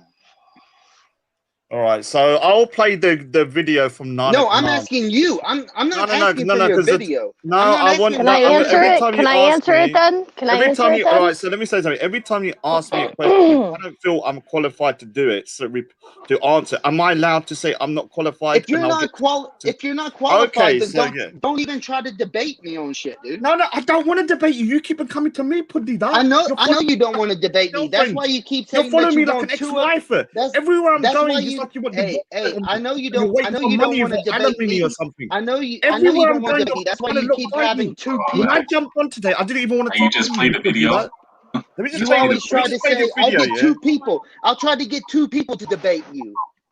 Because you don't want to debate me because you're weak. You're weak. You can't even read your own. You can't even read your own book, bro. Okay, so all right, so if I'm saying that I have only recently come back to my faith after being a drunk for X amount of years. Yes, I'm very weak in my faith in terms of the knowledge and stuff, and I'm learning. I'm not somebody that has ever come to Speaker's Corner on the practicing the faith and having knowledge about it are two separate things. I've never come onto his online forum saying that I'm a knowledgeable or religious person. Yeah. If you can't accept that, you came on saying that you are a religious person. No, I'm not. I've never said I'm knowledgeable. Yeah. Okay, then why do you hold your? Okay, here's the question: if you're not a religious person and you don't qualify yourself as such, why do you hold your turban, your head wear, in such a high regard that you said that you would kill somebody for taking it off? That is a religious concept, my guy. That is not somebody. That is not somebody. Dude. Nobody. What did I say to you? What did I say to you? Nobody in their right mind. What did I say to you? What did I say to you? What did I say to you? I'm on my own journey, so I've got to a point where I'm wearing my turban all the time, and I used to wear it when I was younger. But I'm on my own journey. Anyone touches my turban, your head's coming off. Simple as that. Is that a problem for you? The point here is you're trying to. Is that a problem for you? Yes, it is a problem when you're trying to say. All right, so we'll move on. Okay, can you just come back on? He doesn't this want guy's me to stupid, retort. Man. Like if someone touches my turban, I want to knock it off, man. You always have a video, but you don't have your own words. Because I'm learning. I know my limitations. You're 47 years old, dog. If I go into, it doesn't matter whether I'm 46. How long have you been? Okay, all right. Let's stop. This guy please, let's stop this. Please. Right, so Jen Wallace here. I am openly saying that I'm on my own journey. That until a couple of years ago, I wasn't even really reading anything. I was a drunk and stuff like that. I'm telling him I'm not learned enough on my own journey. Yeah. And I can bring other people that can answer the question. What is the problem with that? So, okay, so let me attempt. Can I attempt? Why so? Can I attempt to please answer the question? Okay. I'm going to answer it because we have the same concept, right? If you look at our Buddhist scriptures, well, we don't call them scriptures, we call them suttas, right? Sutras in Sanskrit, yeah? You're going to see the word Brahma a million times, right? But the difference is that we do not see Brahma as a divine or a creator God. So if I own a restaurant, yeah, I'm the owner, yeah, because I employ different people, managers to run this, managers to run that. They're not the owners. They're my workers that I've hired. It's the same. They're not partners in the May I business. retort? But I this is retort? the same concept. So what? No. Yeah. May I retort? Because Hinduism, Sure. Vishnu is a creator god, and then you have Okay, but we don't Sikhism. realize that. Let me continue. So then you have a religion that started 500 years ago from a guy who uses all the localized religions and then tries to form a new religion with it. And then he takes away the creator God concept from the Hindus and says that, no, they are a God, but they're not the creator God. The real creator God created them, and then he put them in control over the world. Okay? That is what this book is teaching. Now, all right. So why do you go to So what's basics the of problem? Sikhi? So One what's minute, the 1 minute. problem? No, Oh, wait. so can I So can I what's say the something, problem with that? Generalist? One second, One minute. Raj. General, Raj, yeah, one no. second. if you What's want the to know, problem with that? if you want to know what the problem is, just look at the question I asked Raj earlier. Do the Maya gods, the Mayan gods exist? Does Zeus exist? And Okay, he said he so doesn't. Let me finish. Right? Let me Finish finish, her. man. Let me finish, man. We I'm don't in the talk middle of like my that, sentence, Pudida. man. We don't say finish her, man. So the point here is Raj instantly said he'd have to read the book. He doesn't know. Now the thing is, it shows that this is a localized religion. It has nothing to do with the world. It's claiming universal truth, but only the deities that existed in this guy's little part of the world are the ones that are mentioned. So he has because you to realize deny, where it came from. but he has to deny the existence of other deities, but accept deities that are a different religion, but they can't be the creator God. When So originally what? inside that religion, they were the Can I just creator say something? gods. Look, I'm gonna make it very simple for you. I don't care why it's so religious, whether you believe me or not. I don't care if you don't believe in Sikhism. If you Yeah, that's really a want strong to, argument. if you no, let me explain something. If you really want to talk to learned Sikhs, then go to basics of Sikh if you got the balls. Because the thing about you like to pick the low hanging fruits that you know people that you can maybe get one over who are not really the most pious or the I'm most glad that Raj admits that he's low hanging people. fruit. Yeah, dude, I am not the most pious person. I swear, I got anger Look, issues. I'm freaking piety out has about nothing to doing do crazy with stuff. knowledge of the So religion. I hold on. No, I believe in the main tenets of my faith. Yeah, and But that's no, what matters. Raj, After that is your piety has own nothing journey. to do with knowledge of the religion. After that, yeah. Look, listen here.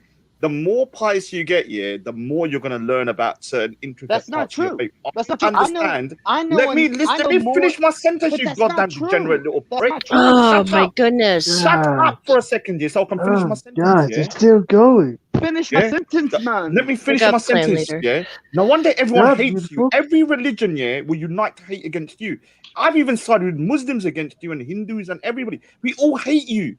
Why don't you That doesn't matter. What? That doesn't matter. Why don't you just burn in hell? I don't even Oh burn. shit. I love Man. how I wish Raj to God, yeah, God brings you Raj back as a cockroach, yeah, and I step on you. I wish No, to you know, after Raj tries he's to done equate. reading this Sri Guru Granth Sahib, he's gonna become a Sikh, inshallah. Dude, I don't want him. So I swear to God, I don't. I don't want him. If Raj, he become a Raj, Sikh, yeah, I might. I don't know here's what the I'll do, problem. man. I'll have Here's to the, here's the start problem. crying, man. Here's the problem with Like, Raj what would you is, do? Imagine him in the temple. Oh, look at this. Oh, this person done that. Oh, look at this. Why is there spazzing out everywhere 24/7? You spaz out notice everywhere. the problem Calm with Raj's down. analogy. Let me finish here my sentence here, because the problem You is just with you. spoke for fucking minutes. The problem and with so you, did no, I Oh was my cussing you. god. There's a I'll difference. put a I was timer cussing up, you. you guys. I don't even I was care. cussing you. There's a difference when I'm cussing. Let's There's see the difference beautiful here. girl. So Yes, let's do the beautiful girl named Jenna. The problem Hi, with Jenny. Raj's analogy is he tries to equate knowledge of a religion with piety.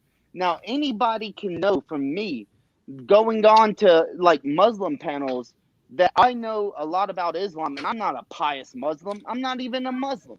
But I know enough that I can actually get banned from fucking channels because I make Muslims turn on other Muslims for what they say. Now, Raj is trying to imply that because he's not a pious Muslim, a pious Sikh, that he can't speak about the truth, right, of Sikhism. That he wants to bring forth other Sikh. All right. So thank God is punishing you by stopping your mic. Thank God for God. Why That God? wasn't me. My child. Thank God. My child. Thank God. If you ever know that God is punishing you, that's when your microphone stops here. So the problem is this, yeah. I'm smart enough to know. Can you refute what I just said? I'm smart enough to know my limitations, and I'm smart enough to know your game. For me, you have no interest in is piety the same as knowing the religion? Let me finish. No. Let me finish. So your only reason for looking into Sikhism is because you're obsessed with me. You don't know no other Sikhs. So my gosh, look at this guy trying to make it all about right, so him. let me finish. Yeah. So when you jump on the panels, you're constantly talking about please. Like this. Raj, we see your comments. People send Raj doesn't know about this. Look what I've done to Sikhs. There's only one prominent Sikh on these panels. And the reason you're doing it is to get onto Sir Faz, because you know if you jump on and say from his channel. What are you talking about? He won't let him on no more. Because they figured out his tactic. He did it once here. He jumped on there talking to Abu Aisha. Soon as the conversation finished, that's not what happened, Raj. Islam. That's not what so happened. What happened? They figured out your game here. It's not going to work here. The point is this. Look, dude, you have to understand one thing here. People don't let you on, not because you don't know what you're talking about, you're not knowledgeable. It's because you're a cunt. Yeah. And that's why they don't let you on. Once you realize that, life will be easier. You're a cunt. You're annoying little prick. Everyone hates you, and they want you to burn in hell or come back as a cockroach. Once you've accepted that, maybe we can talk to you. Please explain how that makes sense with what you just said about how I'm trying to gain a favor with Sir Faz, and the motherfucker has blocked me. Please explain how in your fucking mind that is correlated.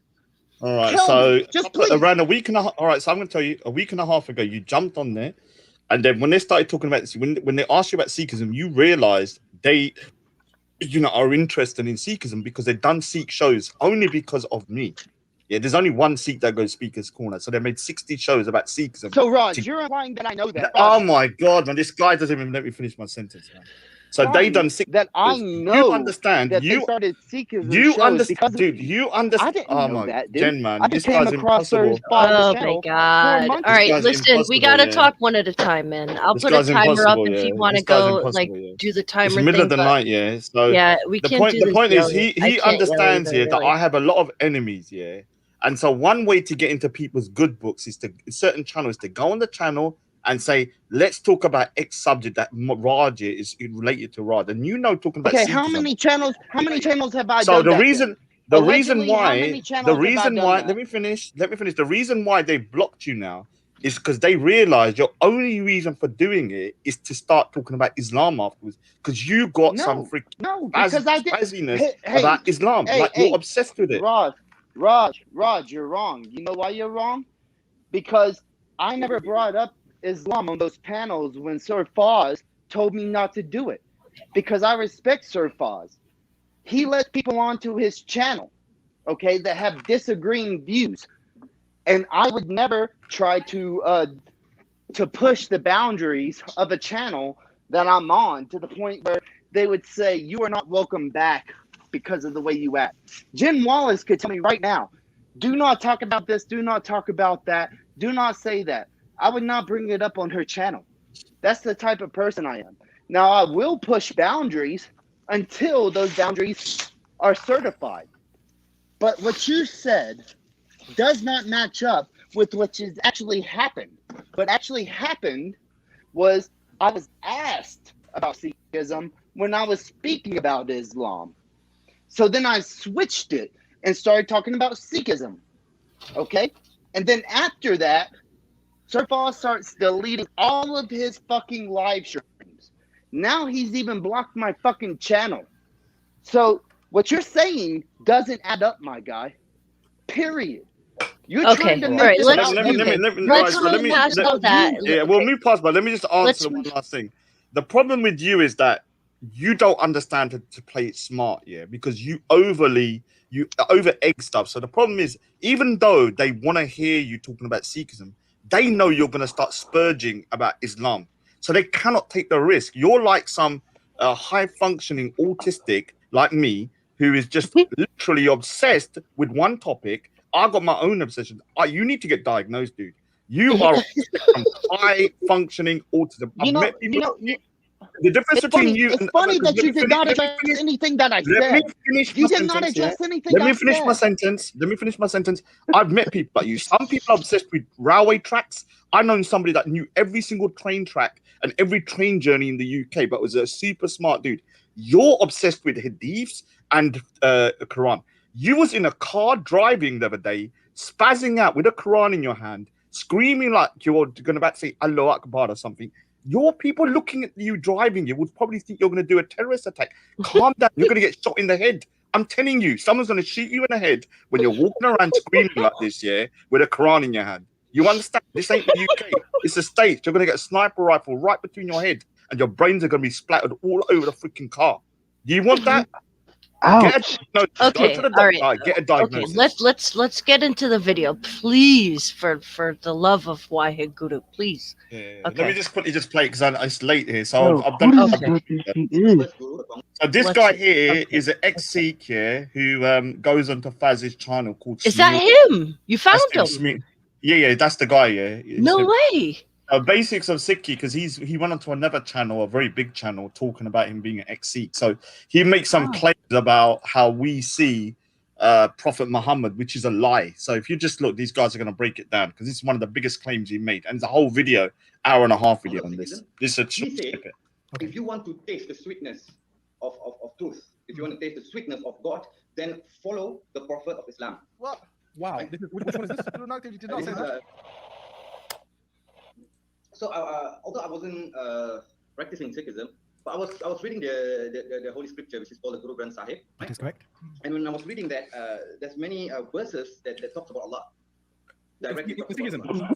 In Sikhism, yeah. There's not a law. Yeah, talks about Allah. In fact, there is at the beginning where Guru Nanak, who's the first guru, the founder of Sikhism, he said, if you want to taste the sweetness of truth, if you want to taste the sweetness of God, then follow the Prophet of Islam. What? Wow. Right? Which one is this? Guru Nanak, you did not say that. Guru Nanak, the first Hopefully guru. he gives us a quote. Maybe, I shared with you a piece of. Can you pull that up, inshallah? Mashallah. Oh, he's gonna show us now, right? Wow, this is amazing. To be honest, because I did hear these things before. But again, I've never. People do say things like this. You know that. I've heard this stuff years ago. But let's see. So I never really had the understanding. The quote. But I kind of did hear these things. It's amazing. Bismillah. Application window. I think this is it. Okay. Yes. Okay. Okay. Right. So this is part of the Guru Granth Sahib, part of it, right? And if you want to go for the reference, you can see below the reference. So Guru Arjun Dev, that's the person who wrote this. That's the fifth Guru, Guru Arjun Dev. So he's not going to show us the quote then. Doesn't look like it. 1136. That is the verse that's been written. That's how you find this. So let's get it up as well. Look at what Guru Arjun Dev says. So Guru Arjun Dev, who's Guru Arjun Dev? He's one of the very significant gurus in Sikhism because he was the one who built the Golden Temple in India. They finished off building the Golden Temple, which we call Harmandir Sahib. Kaaba for Sikhism, right? In Punjab. Kind of. In Punjab, correct, yeah. So you see what he says here, and it's very clear. He says, just a quick note. It looks like he just searched the word Allah in a search engine, and he's screenshotted the search results. Oh, because you can see at the bottom it says Allah, right? Yeah, so he hasn't actually gone into a particular shabad or a particular verse from Guru Granth Sahib. He's just showing the results of all the times the word Allah has come up. Okay, right. Interesting spot. So yeah, he looks like he's mixed and matched. The one Lord, the Lord of the world, is my God, Allah. Okay. So you just read the English translations, basically, innit? Notice one thing, Akhi. In Sikhism, the translation argument. The word Allah is not referred as a word to describe God. It's a name of God. Like in Islam, they say ilah, it's both. Right? This is the same thing that the sects hold as well, the ilah. Not like the Christians or the others where they say Allah is just a name, a generic name. Right? In Sikhism, no, Allah means God. And that's why you can see it's so significant. Allah does mean God. It's a name for God. The Lord of the world is my God. The Guru is claiming my God. SubhanAllah. Right? Okay, so okay, do you want to give the correct? So the thing is that first of all, he's saying that Guru Granth Sahib saying Ek Gosai Allah Mera. What does Gosai mean? Gosai is another name for God, right? Yeah. So Ek, that one Gosai, that one Allah Mera is my God.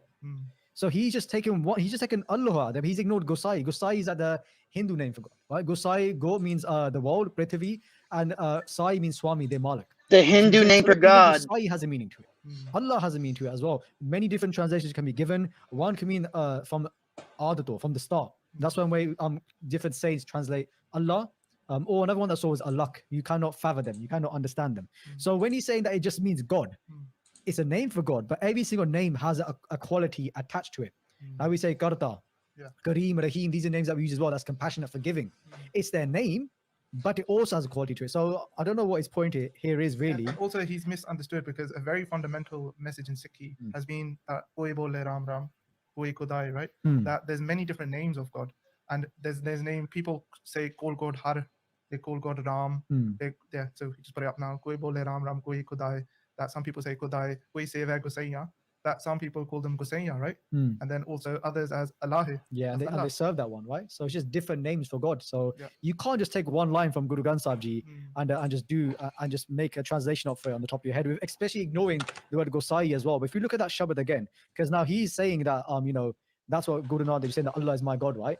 So and I'm sure he's going to make a lot of false claims from this anyway. But if you look at this Shabad, because he's not actually clicked on the verse, right? He just looked at this one line from that verse. Let's look at the first line. Yeah, so he's actually only got the ending line of the verse, right? Yeah, it's in the middle somewhere. It's just one line middle. So look at the first line. Look what it says. They say Vart naraho na mehe Ramadana. That I don't keep fast. Vart here means to fast. Na mehe Ramadana. And I don't observe Ramadan. So this is the Guru saying this, right? Yeah, this is Guru Arjan Dev Ji saying this, right? This is Sevi Jo Rakhe Nidana. I only serve that one who protect me in the end, right? Rakhe Nidana at the end of time. And then Hindu Turka. Doha Nabera, sorry. Right, so if you can see here, Guru Sahib is not, you're taking out of context, you're speaking to the Hindus and to the Muslims, right? So here, Guru Sahib has even cleared up what they said at the start about it being a mix of Hindu and Islam. Yeah. Because Guru Sahib is saying themselves here that they don't fast, they don't follow Ramadan, right? Look at this line. I don't take pilgrimages. I don't hajj kabe jao na tirth puja. Right? These again. So that's a great point you just made, bro, about earlier about us being an amalgamation of both the faiths, right? Because now he's just pulled out a line from Guru Granth Sahib Ji after he's just said that we are out of context. Yeah, and check out context. If you actually read the Shabad that he's picked himself, he's just proven himself wrong about his statement from earlier, and this one he just completely just made up the translation. Yes, it does say that, but when it says the Lord of the world, that is referred to Gosai. The God is the same in all religions. We don't believe that Christian God is different to the Muslim God is different to the Sikh God. We believe it's all one God. It's just different names for that God. Lovely job. Let's carry on. But what does the text say? What does the text say? As a Sikh people believe that, according to Scripture, that God is Allah. Yes, they do. They believe that God is Allah. Yes, we do. Yeah, we believe that's the name of God. And so is Gosaiya, or Ram, or Har, etc. Khuda, Rahim, or Kareem, etc. The mouth of someone who actually grew up in a Sikh family for 17 years. But was not practicing at all. Allah Ta'ala has guided him to Islam. Allahu Akbar. Glad to hear this. Yes. So you see that, and then below you see all the other things. The primal Lord God is called Allah, right? You can see it is very clear that they believe that the one God is Allah. They also believe in Tawheed. Right? It's very clear the one God is Allah, also Ram, also Gosai. Yeah, which we've just seen in there as well. I could try and get these guys for you. Why so religious? I think I know. Okay, that's fine. That's fine. But I'm asking. So, because it's really late here. Yeah. So, Raj, I asked a question. What does the text say? Yeah, I mean, you can ask them. I can bring them for you if you want. I'm pretty sure I can get them. No, I'm asking you. Because I'm not the most knowledgeable. What do you mean? What does the text say? What do you mean? So can I just show him some, because that's a good question. That's a good question, Jim. All right, so he said. All right, so 1 minute. You're saying she asked me a question. All right, so 1 minute. Dude. Let me Hold on. Oh my God! Stop yelling. Chill out. Oh, James. Yeah, there you are. Now we can hear you. Can you control Waiso, man? He's spazzing out again. Dude, Ross, she asked me a question. Let me answer her question. Ask your question again. What does the text say, right? What was your question? What was your argument? What was your question? What does the text say? The text says that these gods exist. Okay, it even mentions that Right. Mohani is a goddess inside the realm of the creator god inside of the Guru Sahib. So they do exist. It's not the premise. It's not the premise that these guys just try to say, oh, well, no, these are just different names for God.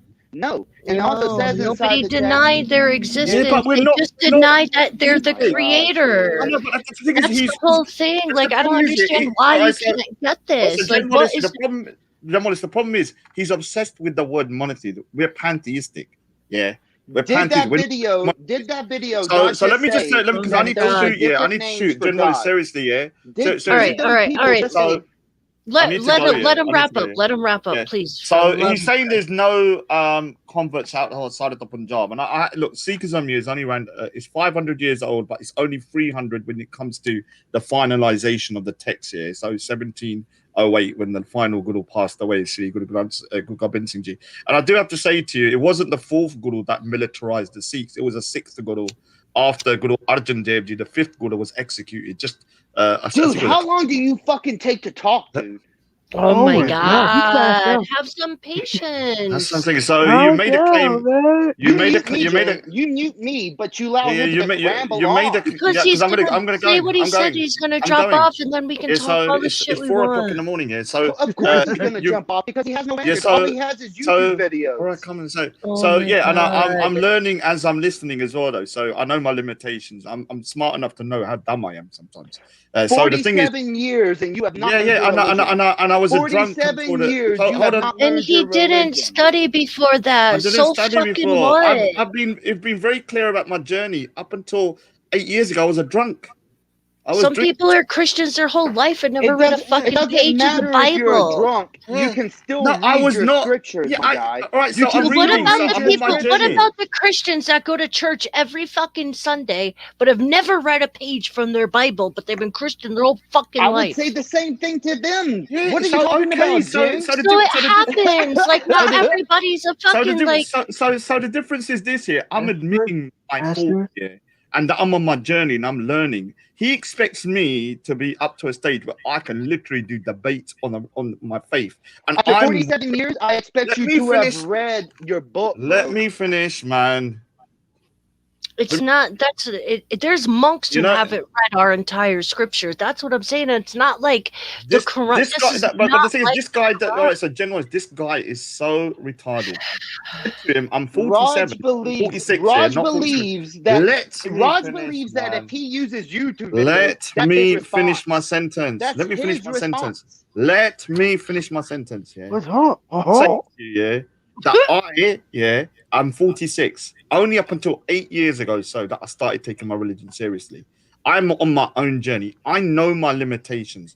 I know that I'm not cut out to debate my faith at this moment. Maybe in 5 years' time, I might freaking just ruin you. And you're not even worth the amount to talk about it.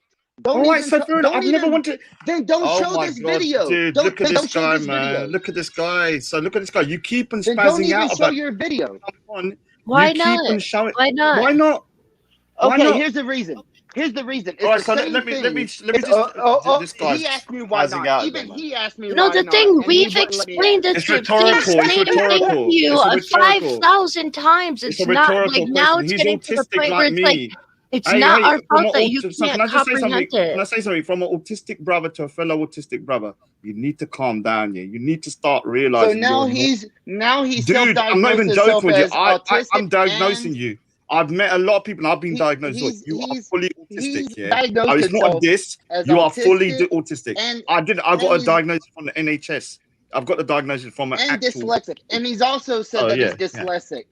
I've got an actual diagnosis from the NHS, in 2014. So it's a diagnosis. It's then not you should stay off YouTube because I'm saying to you.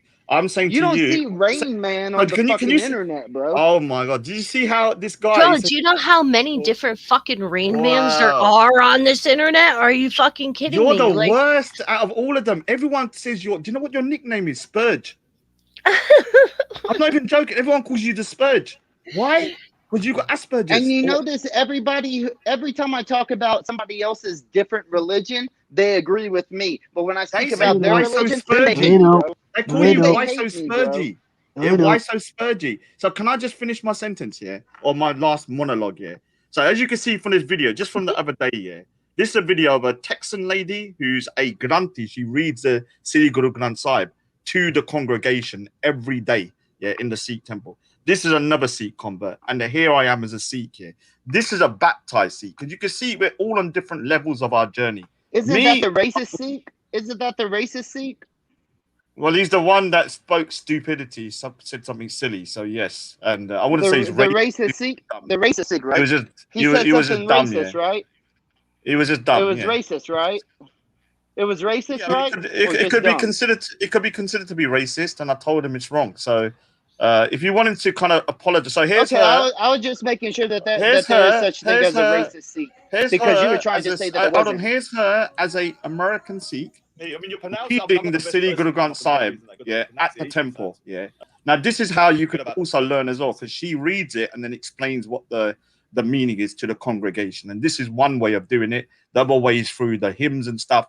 And so you saying that Sikhism is just a religion of the Punjab as of today?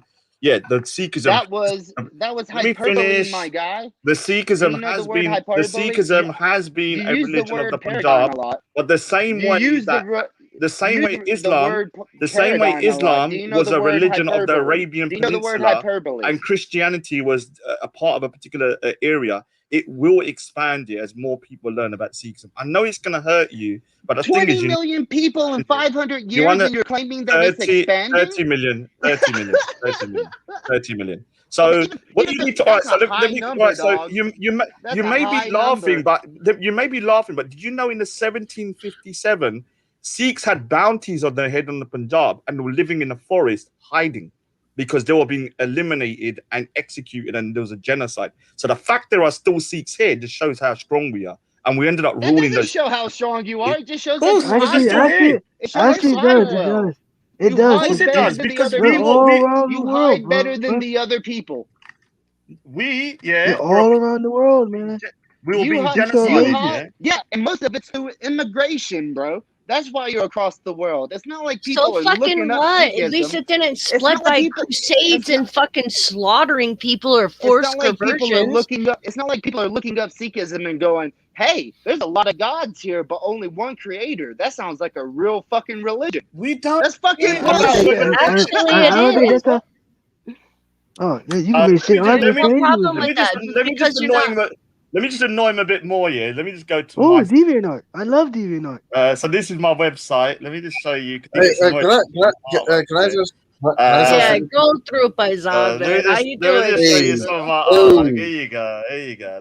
I have trolled him. I have trolled him to the point that he doesn't even want to present Sikhism anymore. I have trolled him. I have trolled him to the point where he doesn't even want to present Sikhism. He wants to present his drawings. Yeah, I know it annoys you. I know it annoys you. These are the people that done my documentary. Guys, can I ask a question? By the way, nice pictures, Rog. I just want to know, You're like, just talking. I'll just show. Let me just do it. I just really wanted to know what were you guys even just arguing about? Don't worry, I don't know myself, man. So why so religious can't comprehend that there's one creator and then that creator created demigods to rule over different shit? I do comprehend that. What are you So talking what's about? the problem with I've it? What's the quoted problem?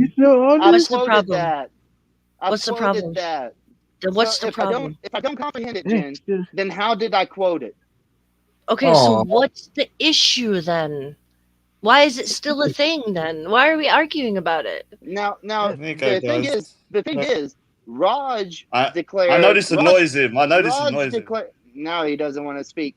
And he doesn't even want to show his videos anymore. He just wants to show his fucking drawings. I have trolled him to the point where he won't even talk about Sikhism. Because I know it annoys him. The empire needs it. Like why? Like why so religious? Can you say what your issue is in a sentence? So okay, here. So Raj tries to say that it's pantheistic, and then I bring him a seeknet.com that says it's monotheistic. He tries to say that I know these guys. I can call them tomorrow and get them to change it. And I did. Now, here's the thing. No, you didn't. You emailed them. Emailing I them. called them as well. I spoke to a guy called Hardger, who's a good friend of mine that used to run the site here. And I asked him, he's not no longer running. He used to run the site. He used to run the site. The last time I spoke to him, he was still running the site. Yeah. He said he would ask. He said he would ask if he can do it. James asked me a question. James asked me a question. So it stems from that, right? He has this big ego about him going to these people and getting photos taken with them that he can even get them to change. I lived with them. I lived with them for a week. I didn't take photos with them. I lived with them. They've done a little interview with me on their channel, and obviously a little interview. Yeah, so have a look. These are the artworks that they love, obviously, because I'm a okay. So Raj, so basically, you're just arguing you don't like each other. Yeah. No. Let me continue. He's an autistic. He's a fellow autistic that can't realize he's autistic. Let me continue. That's the problem. So at least I know I'm autistic. He doesn't even realize. So then, when I bring it up to him, I know I'm annoying. That's my superpower. Here's the thing. That's my superpower, being annoying. Yeah, you don't know you're annoying. You don't even know it. You think everyone likes you. I know everyone hates me. I know everyone hates me. Yeah? Good, they hate me. I'm here. Raj doesn't want me to answer you. Everyone hates you? Oh, damn. Not everybody, just the idiots. Everybody hates me. Everybody hates me when I talk about their religion, but when I bring facts about other religions, I'm a fucking hero, bro. So here's the thing. Hey, why you? So you're not a hero. Everyone hates. Even when you used to talk about Islam, I hated you. You know, when you used to talk about Islam, I hate you then as well. Thank you for making it personal again. So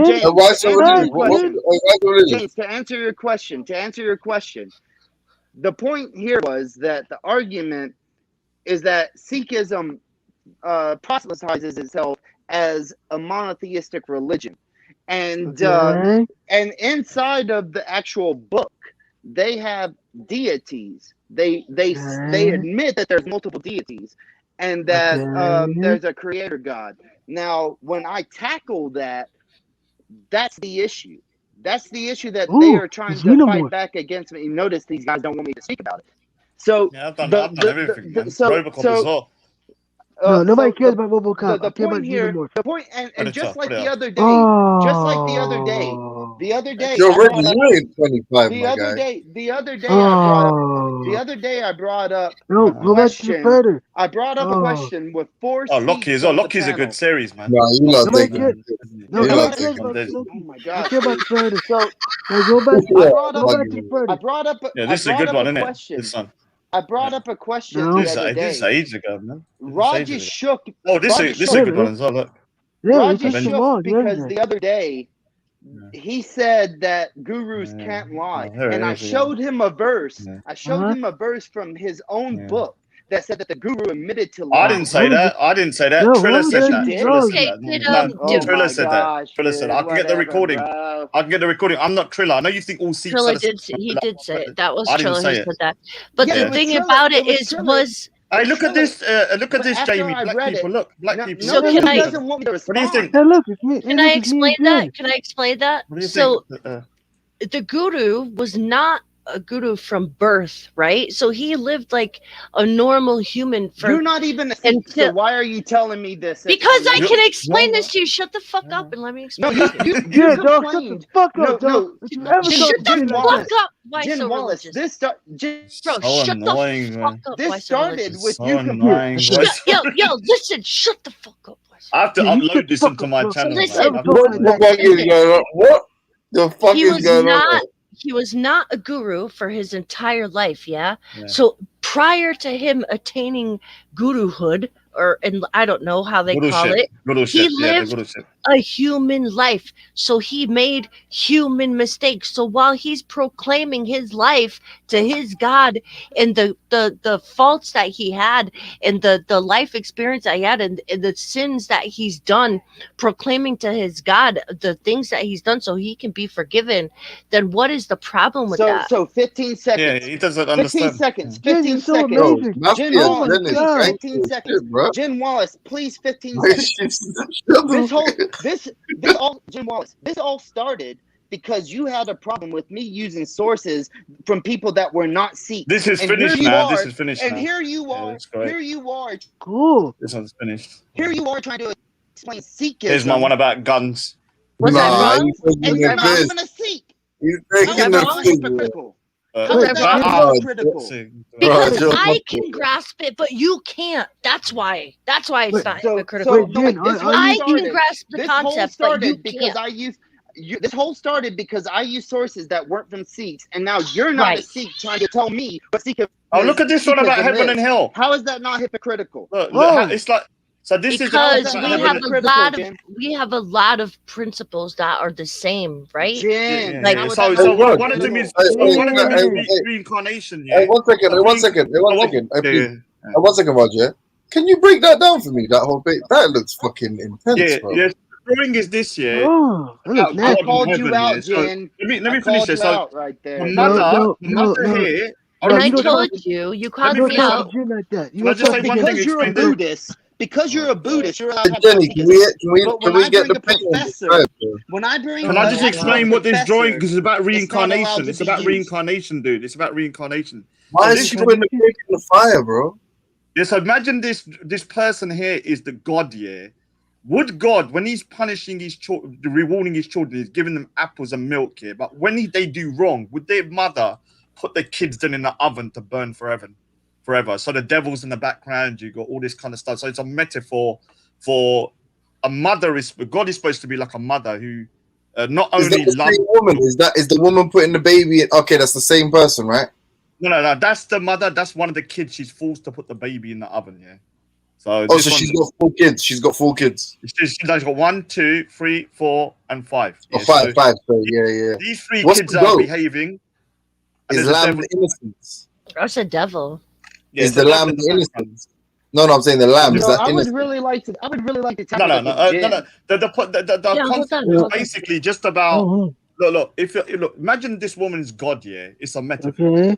The 3 Yeah, I get children. that. I'm saying, but what's the lamb? The lamb. The lamb. Is it What do you mean, lamb? innocent? The There's a lamb. lamb. The little real baby Where? lamb. There's To a the baby right of your lamb, bro. arm, Raj bro. can't speak about hey. Sikhism until he shows hey. his drawings. No, to the It's Everybody right. knows To the this. right. It's the Where? On the sacrificial right of lamb of your arm. Jesus Christ. That's not a lamb. Jen, That's a oh dog. You my nut job. God. Oh, is That it looks a like a dog? lamb, bro. It looks No, like you a So need to see the Jen, full dog. Jen It's Wallace, You're saying the full drawing though. So you Jen can't see Wallace, it, yeah. I have Can a you show us question the for full you. drawing? I have a Okay. question. It's your show. Yeah, I can Can you actually. can You know Okay, what you though? guys, Can I you say? guys, let him ask his question. Fuck's Look, sake, please. can I say one more thing? Jen Yeah? Wallace, You should have. is You it should redo it with a lamb Hold on. because the lamb A lamb. represents now innocence. Raj Because is lamb gonna represents talk? Yeah. innocence. Oh, yeah, the sacrifice of the lamb So as well. you The see, You know what I change. mean? okay, Come on, fine. bro. I got you, bro. Jen Wallace, Yeah, but I you're want gonna to wanna talk to you you real wanna quick wanna so cut I off can the Jill, get off just of wait here. one puppets after, innit? second. All right, one When you second. come back, You can work you This come is together. my back in. panel. Tell them to What be will happen quiet. is when I died and become famous here, like Van Gogh, what will you do? Tell them to He'll be come. quiet. Remember this time when I told him to I'm gonna, change yeah, it? I'm gonna claim. I'm gonna claim, innit? I'm gonna All claim right, you some. guys. All right, you guys. Please let him ask his fucking question. Please. So Jen Yes. Wallace, Yes, you yes, Yes. don't Matthew again. find Yes. you don't find that it's hypocritical that I bring sources from a scholar that teaches religion in a college, okay? But you claim that I shouldn't do that because I'm not part of that religion or that person is not part of that religion. But then you can say because you're a Buddhist, you can tell me Why you gotta the say it like description. that? All Yes, you extra. did. Yes, you did. All Okay, extra. Okay. I'm a Let Buddhist. me rephrase Okay. it. Let me rephrase it. No. It's okay. This Go. all, No. this all, I'll explain okay. to you why it's not 30 seconds. hypocritical. 30 seconds. I'll explain 30 to you why seconds. it's not hypocritical. All right? Because, like I said to you in the fucking chat the first time, bro, when you go to talk about Islam, you bring Islamic sources, yeah?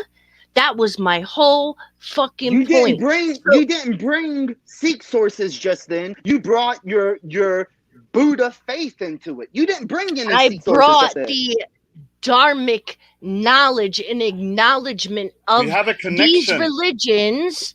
But that's right? not the same thing, right? That's not the same thing. Because Okay, said Len, Islamic hold on and one second. Sikh sources, Please, not dharmic. hold on 1 second. Len Bias, you're a Hindu, right? Yeah. Okay, you Hindu. can understand, yeah, how there's one creator God and how there's none, right? So, and there's lesser gods, yeah. Yeah, Len is okay. Okay, so listen, Notice she so doesn't wanna Len, talk to me right? anymore. No, because I'm trying to say even Len can understand the shit. No, because so he's listen, dharmic. The point here is you started this. It was you starting this. Yeah, it was. I started it. Yeah, And big then- up and to me. then I started the shit. You started it because Yo, I Lenny, used man up, a son. professor, Don't let him talk to you like a PhD professor Oh, who the teaches beautiful in Jid is colleges. talking. And then Sister what did Jid you do? is talking. And then you complained that I did that. Now Lenny, don't let him you, talk to as your a girl like that. Buddhist, you as He's a being a bit Buddhist, I ain't gonna let her talk to my girl. now you as Yeah, a I ain't gonna let her talk Buddhist to my girl like Yeah, that. I did. are And saying, what? oh, I can explain it. I Yo, can. Lenny, man up, son. I can, and I just Yeah, I did. am. I I can, am. and I just did. Hold on a second, Jid. Yeah, Hold on no, a you second, didn't. beautiful. Hold on a second, bro. I ain't gonna let you talk to my girl like that, man. Okay, Thanks, that's my nigga. lady. Yeah, man. I ain't gonna let you talk to Jid like that. Okay, she's hot, she's sexy, she's beautiful. I ain't gonna let no.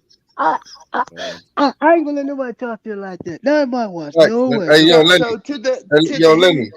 I'll Hindu. give her Hey, a hey, Lenny. To the Hey, $150 Lenny. Hindu. Yo, now. To yo, the son. Hindu, I have a Yo, son. question. Don't I let have a don't let him question. call her Buddhist like that. Don't let him say Yeah, man. Yeah, I don't like the way he Don't let says him it. say He says, Buddha like you that. do Right? this, All you extra. do this. All So extra. to the It's Hindu. just like he's Yeah, insulting man. her, man. To the by calling her Hindu. Buddhist. Yeah, To man. That's the my girl, Hindu. man. To I the love Jid, Hindu. man. She's hot, Who man. is the creator God? Who is the Oh, creator God. God? Who is Was the she? creator God in your religion? Lenny. Was Son, Shiva? he hasn't changed his tone, son. It's the same. Yeah. It still sounds aggressive. Really? God damn it. Yeah, you need to slap him Talk up, to that, man. yo, Let talk him to that, destroy talk to that man. To Talk the to that Stop man. I don't know what's wrong. gaslighting. Stop gaslighting. Hey, to the Hindu on the panel, who is the creator God in Hinduism? We don't know. Well, normally we go with Brahma, but for me, I go Lord Shiva. But some people say that's Krishna, right? And some people say Uh, Vishnu, right? Yeah. Depends. So Depends. here's the Depends. thing. Here's the thing. Okay, here's the thing. Okay. Sikhism denies that they are creator gods, but keeps them as gods. Okay. So We you respect cannot them. connect. So you cannot. We respect them. You cannot. We respect them. Notice. You cannot do that because that's just like Why Islam not? taking over. No, Jesus you can't as compare God. it. Oh, it Because you is. can't compare Notice she it. doesn't want it. Everything Yes, comes No, from an because you're Islamic wrong. I'm paradigm. gonna cut you when people are wrong. You try to cut compare it. them. Let me So try to let me compare cut it. you. Let You me try to can't compare it, and then fucking you tell me no. why You I can't. can't. That's you're Oh, he's wrong. You're mental, that wrong guy. because the comparison is wrong. No, There's they one believe there was a Abrahamic religion. God. There was a There is religion. one Abrahamic God, right? No. There was One one God, Jesus religion. Christ. Listen, there was one religion, Hinduism, Okay. okay, that had creator gods. And then a new religion came and said that they are not the creator gods and that there's a different creator God. Same comparison with Okay. Christianity and Islam, where Christianity claimed that they had a creator God, and then Islam comes and says that he is not the creator God. So it Yo, is a Lenny. fair comparison. But Christian, but This nigga talking mad shit, son. Don't let him be you know what I'm disrespectful. saying? Like, Yeah, don't let him talk to your girl You like that, talking man. mad It's crazy. like I'm being dead. You I'm being dead up. Yo, she ain't you gonna talking mad respect you stuff, man. if Like you how let her she talk. know? Facts.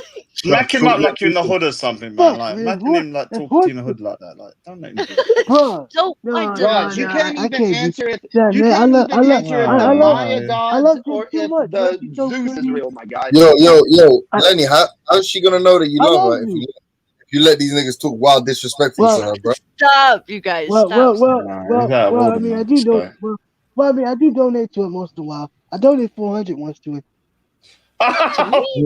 We didn't ask you that. But yo, serious question though. Would you pay for it Oh, only? Jen Wallace, I didn't know you did stuff like your Where did scam. that go? Where did that go? I didn't get no far on it. What are you talking Lenny, Beautiful, beautiful. I would you have my pay, way, beautiful. Thank you. Lenny, would you pay Yeah, for it only? I'm the clan leader further here, okay? I know how Jim is. We talked once before. We talked about the age and consent laws. And that's why she got rowdy. Thank you for allowing me on, Jen. Y'all have a good night. Hey, No, you know what? So, so this is man. what I'm talking about. I'm playing chess. You're playing Connect Sorry. Four. I feel like I ruined that argument. No, you did good. You did Yeah, good. You know why so religious? You know one thing I'll say about why so religious? I don't know if he's autistic, yeah, but he is the fucking greatest. 100%. He is the greatest, yeah, human being in the world at chasing his own tail. Like that man will chase his own tail for hours on them about Did you anything. hear him on Veli's yesterday? No. The dude was driving, yeah. He had the Quran. Seriously, he had the Quran. Like, he said he's on the motorway. You could hear him on the motorway with a kid in the back here. He had the Quran reading it, yeah, and he was screaming, yeah. So imagine someone looking in the car, yeah, just driving next to him, with him in the car screaming, yeah, with the Quran in his hand. Just imagine that. Oh, that's crazy. Yeah, why so He's religious? gonna get himself killed, man. He's gonna get himself killed. I'm telling Do you know anything about why so religious? I'm gonna be honest with you, though. I'm gonna be honest with you. I'll be happy if you get shot, though. I'm not gonna lie. Nah, don't say that, bro. I'm Don't sorry, say man. that. No, you can't say Yeah, that, I will. bro. I've said it. I've said it. Nah, To be that's honest not with you, good. Shot with a Man. You potato can't gun. do With a that. potato gun. To be honest, yeah, he threatened to come to London Spiritually. and slap me in my face. Like, literally, Yeah, he was he like, James did. That's Jones, right. I'm gonna smack you, bro. He's like, I'm gonna come to London and smack you, bro. I was like, Yeah. God damn, bro. That's Yes, right. He did. Yes. I'll be honest with you. I actually actually feel like a lot of empathy with him because do you know one good thing about him? He teaches me how annoying I must be. Because no, seriously, I'm not even joking. You're like, I learned from his madness because then I realized why people hate me. Because this Hey, is Rod, what I'm like. can I give you a big compliment right now? Yeah, it's what I'm like. It's annoying. Do you want to hear this compliment or not? Yeah, go. Of course you fucking do. He is way more annoying than you are, trust me. Yeah, I know, but I actually that's what annoys me about it because my superpower is to irritate people. Like everybody gets, I'm very good at getting under people's skin. But he's on the next level, man. Like all the faiths hate him, every religion hates him. Everyone, I want him to. It's not that. You know what it is? It's like why so is another skill he has, a talent that he has, yeah, that's unrivaled is he can lose any debate from a winning position. Like you can literally give him the best upper hand in a debate, and he'll still find a way to lose. Like I've seen him on like all the Dawa channels and he starts off so well. I'm like, that's my guy, and then fucking lets me down, man. He starts spazzing out. He's like a that malfunctions midway through, like Terminator or something. Suddenly malfunctions. That's what he's like. I saw him. I watched a clip with him on though. like Hamza's Den one time. It was hilarious.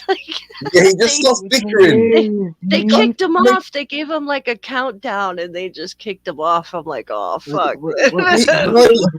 His actual arguments win. But he's just so like he bickers. Like any conversation you have with him will always devolve into just bickering. Like me.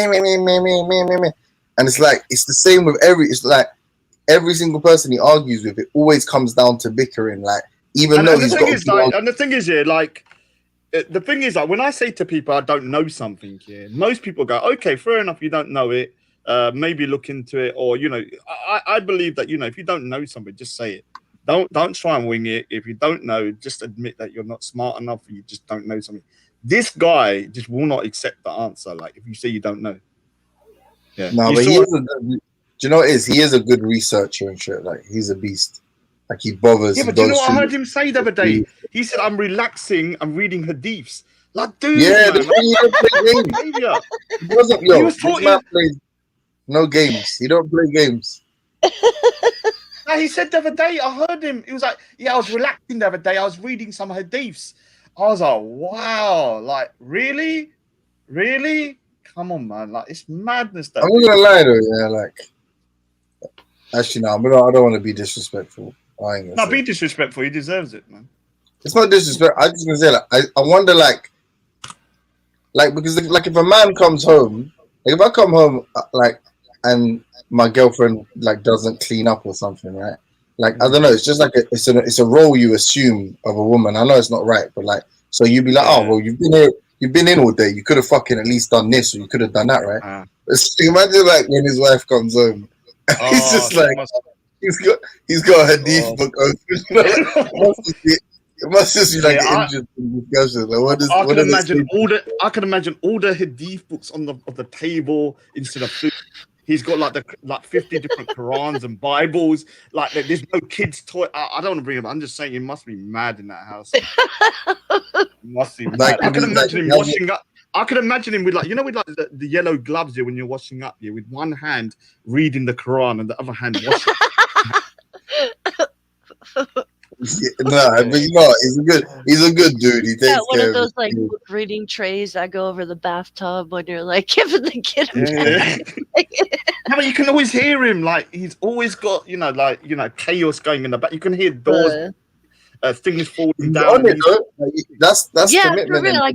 I gotta give it to him, man. I get, he's annoying, but with the talking over shit. But man, I can't. I can't even on a serious note, like I'm being serious. Like I've met a lot of autistic people because I used to be part of Autism London, and I was the leader.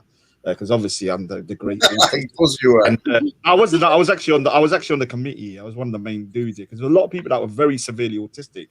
We say you were only a client. You were the president. I'm mild, yeah, but the thing is, there are people that are super. I'm talking about people that when you talk to them, like their brains, yeah, like computers, yeah, but they're very socially inept, yeah, but they're smart as anything, yeah. And we used to get people from IT coming down to recruit people. I swear, because when they put their mind to it, one guy, for some reason, just looked into railways. Yeah, he knew every railway time journey and stuff. Look at the comments. Crazy stuff. Crazy. That guy say 99.9% of pigeons are idiots. Oh, thank you. Under 0.1% that is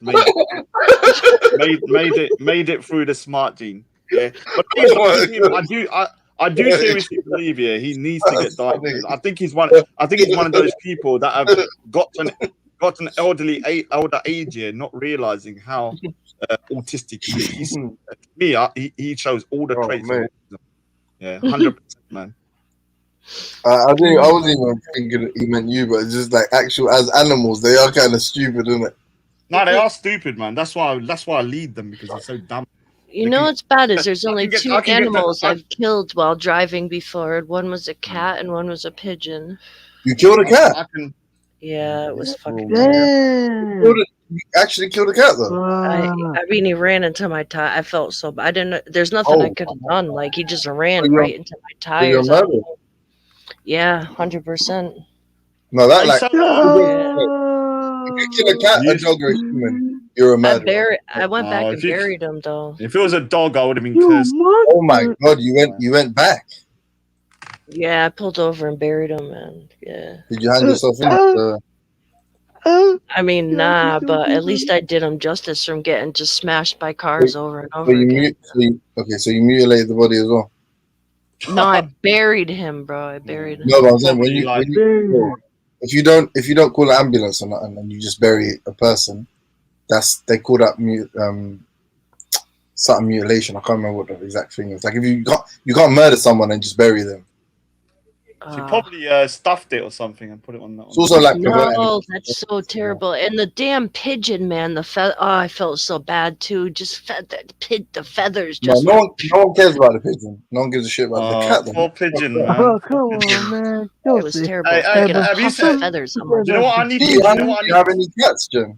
I saw you have a cat. It was terrible. Yeah, so I do. I have two. Yeah, 2.5. Yeah. Hey, Jen, look at someone my design on their back. Look. No shit. Look at that Tibetan down on the bottom. That's Tibetan. This is right. This is my design, isn't it?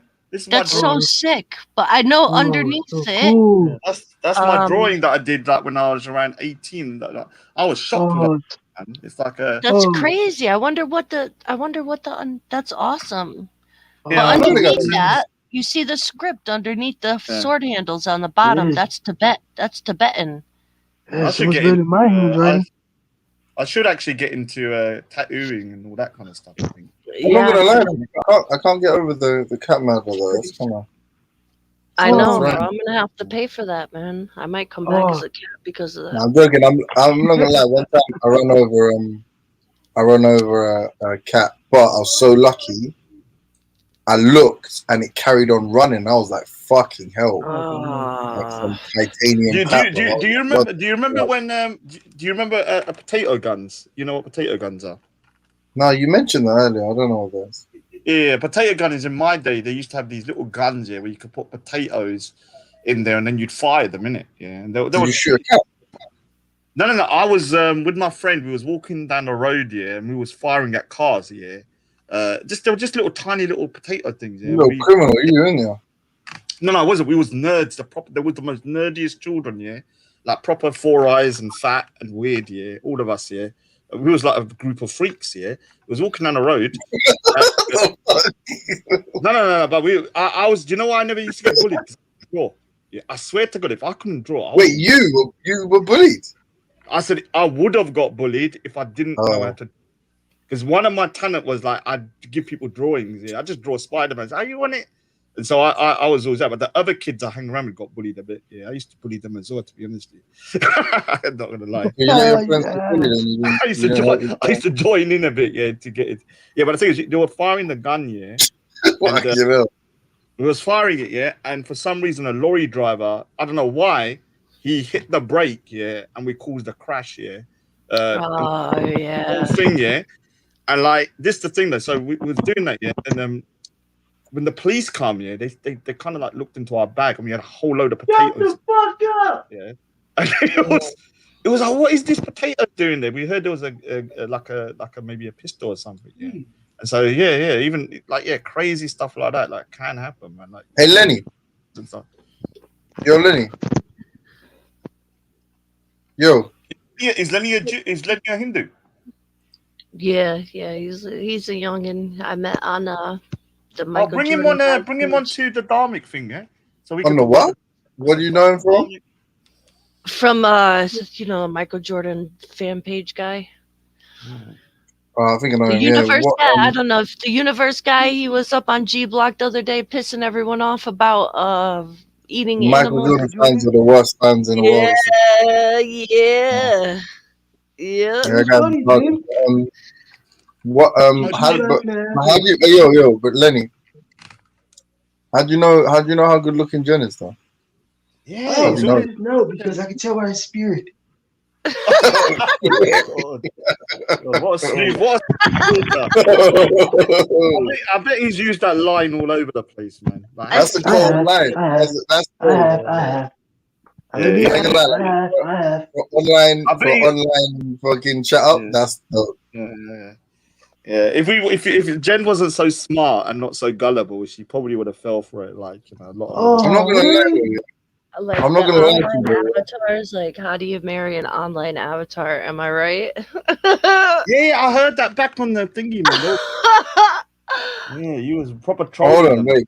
I'm interested to know. Yeah, does that mean though that there's no way once you find someone's spirit attractive, there's no way they can ever be ugly? Is that what you're saying?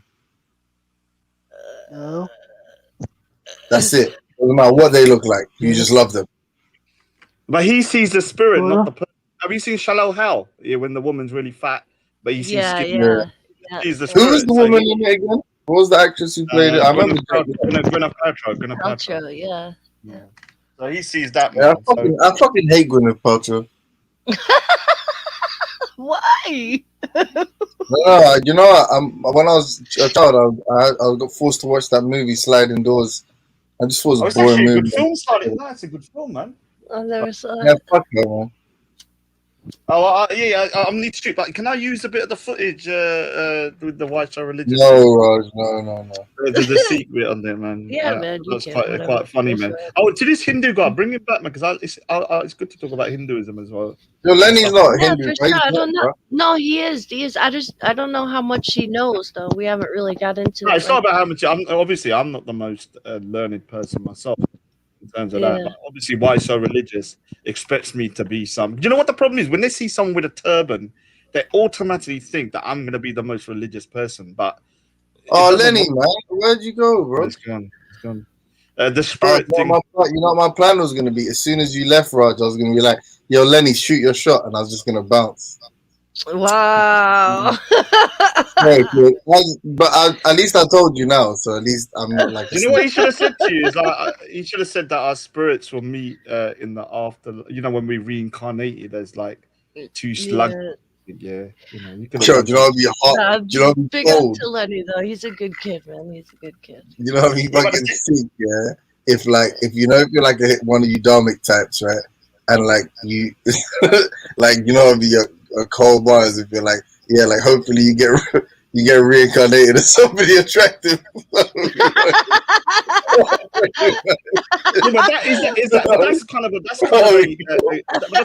But the thing is, you know, sometimes you think people have got reincarnated, or I come back as somebody rich or attractive. That can also be a curse in a way, innit? Because you're tested more as well. You understand? Yo, what I saw the other day, real actually happened, yeah? Do you know, like, at the root of a tree, you know, there's like a little hole, yeah? Like, you know, where squirrels are there, right? Yeah. Swear to God, it's a true story, yeah. A squirrel, there's like a big, like, not oak tree, but it's a big tree. A squirrel ran into that hole, like, as in, I don't know what it was doing, you know? And a fucking rat was in the hole, and the rat came out and chased the squirrel away. Like, and it's super big. Bro, and I was like, fuck me. I hope if reincarnation is real, I hope I don't come back as one of these rodents, yeah? Because imagine that as a life. Like, you're going into your little hole, and there's like, there's a rat there. That's disgusting. But you know God is listening, James. You know God is listening, and He's gonna make you come like as a rat. You do know that. If God is real, He's gonna fuck. Listen, if God is real, and the worst thing is I'm gonna be a cat and probably terrorize you. You're used to because you're a big guy, being able to terrorize everything. You'd probably come back as a very small and insignificant that gets eaten quickly, like what is it, like a Giselle or something. No, if I come back as an animal, I definitely want to come back as an eagle. Yeah, eagle, or a lion, or imagine come back as a shark. No, I don't want a lion is shit, bro. Like a lion is just I just have to stay in Africa. No, imagine come back as a shark then. A shark. Like literally I wanna fly, nigga. That's it. All I wanna do is fly, and I don't wanna be some little prey. I wanna be a predator bird. Sharks are cool, but they get fucked with a lot. They get caught up in like boat fans and fishing nets, and humans fuck with them and poke at them and shit. And let me clarify. I mean the great white. I don't want to be one of these shitty. Eagles aren't prey; they're predators. Whenever they're like in captivity, they live some regal lives. Then they're majestic and shit. I want to be eagle, bro. Straight, and they're respected as well. So. They're respected. Yeah, I like your other bird. Any other bird? I've done like whenever I do seek artwork, I always put eagles or falcons in the background. Yeah, flying in the sky. The only eagle I wouldn't want to be is an eagle in the Middle East. I don't like those eagles. All right. Because they're Arabs. Yeah, I don't like Arab eagles. I suppose I would get fed better than I don't know. Yeah, I mean, dogs have the best life, though, if you think about it. If you've got you said you want to come back as a cat, though. Me? You're mad I want to come back as a cat, those dirty little buggers, man. That's what you just said. You said I want to come back as a cat. A dog would be all right. I hate cats, man. You want to be a dog? Cats are the most ungrateful little pricks I've ever met, man. Yeah, I hate cats. Come on. Cats are awesome, man. Dogs are fucking eggs. No. The cat is almost. You know what the cat is? it's almost like it hates you for being nice to it. Like, it sees you as like it's so arrogant when you, because I've my sister had a cat and a dog, and the dogs are amazing, man. Like, they are begs though. I'm not gonna lie, they're literally like, you know. Yeah, no, I've had a dog too, and I'll never ever have another one again, just because. Why? Oh, come on, man. Just having to like separate, like part from it is terrible. Oh yeah, my sister's passed away. Yeah, it's sad. I'm not gonna lie. I'm not gonna lie. Yeah, like yeah, 100%. It's the saddest fucking thing. I actually didn't understand it. Yeah, you know, like 20 years ago, one of my friends here, and I did have friends who his dog passed away. I told him to buy a new one. He was like, "What do you mean, just buy a new one?" I didn't understand the relationship. My sister got a dog, and then when it passed away, I was like, really, I was almost. You know what I'm sad that I didn't do. Yeah, I didn't get because you know you can clone your dog.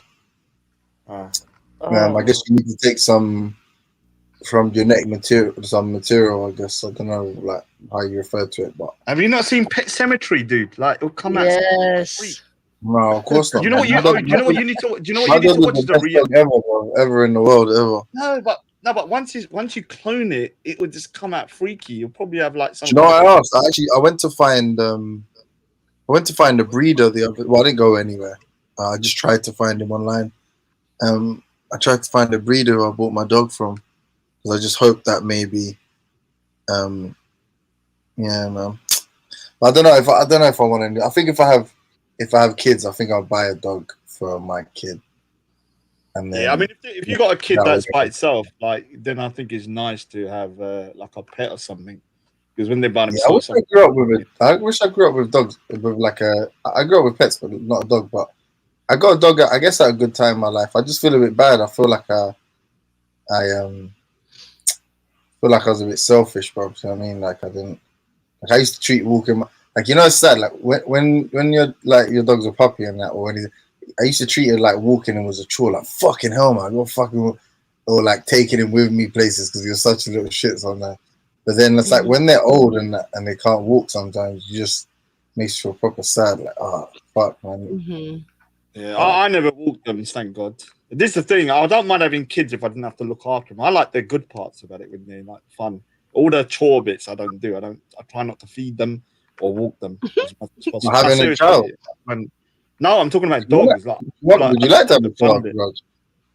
If I didn't have to look after it in terms of would you like to have a child? Yeah, if I didn't have to look after it in the sense of like having to do all the chores, because I like playing, like, you know, when my nephews and nieces, I was always a great uncle because I'm kind of a big kid, yeah, but I don't want the responsibility. Yeah. Or you could just send them back, like. I want to be like, you know, a grandparent. You know, a grandparent has the best kind of relationship with the grandkids. Yeah, because you could send them home. There's all the fun parts, yeah, all the bad parts. Like, I've had to change my nephew's nappy, and I'm never doing it again. Dude, I remind him even today when he shouts at me, I say, "Shut your mouth! I changed your nappy," you know. One time, one singular nappy until 5 times I did, yeah, and I still remind him today that I did it, yeah, because when he gets mouthy, and he's like 27 now, I tell him, look, you change your nappy, yeah. What do you think I do to kids? Like, I'm not. No, it's this seriously, man. But I do think having kids is good, but some people are just not cut out for that looking after. Yeah. And you know what though? Like I always say, like it's better to be honest about it than to have one and like not want to fuck with it. You know what I'm saying? Like there's a lot of people just have them because they think they have to, and then they're just like, yeah, I'm not fucking with that kid. The thing is, I need a lot of space to myself, like my own space. And I'm talking about a lot. Like people don't realize when I'm online, I'm normally drawing and doing customers' portraits, but I need a lot of quiet time. Yeah, by myself. I know I shout a lot, and when you got kids, and my sister, she had to put the kid around there for like a year when she was working. It was a bloody nightmare, my nephew. I couldn't take it, man. my head used to hurt, like, you know.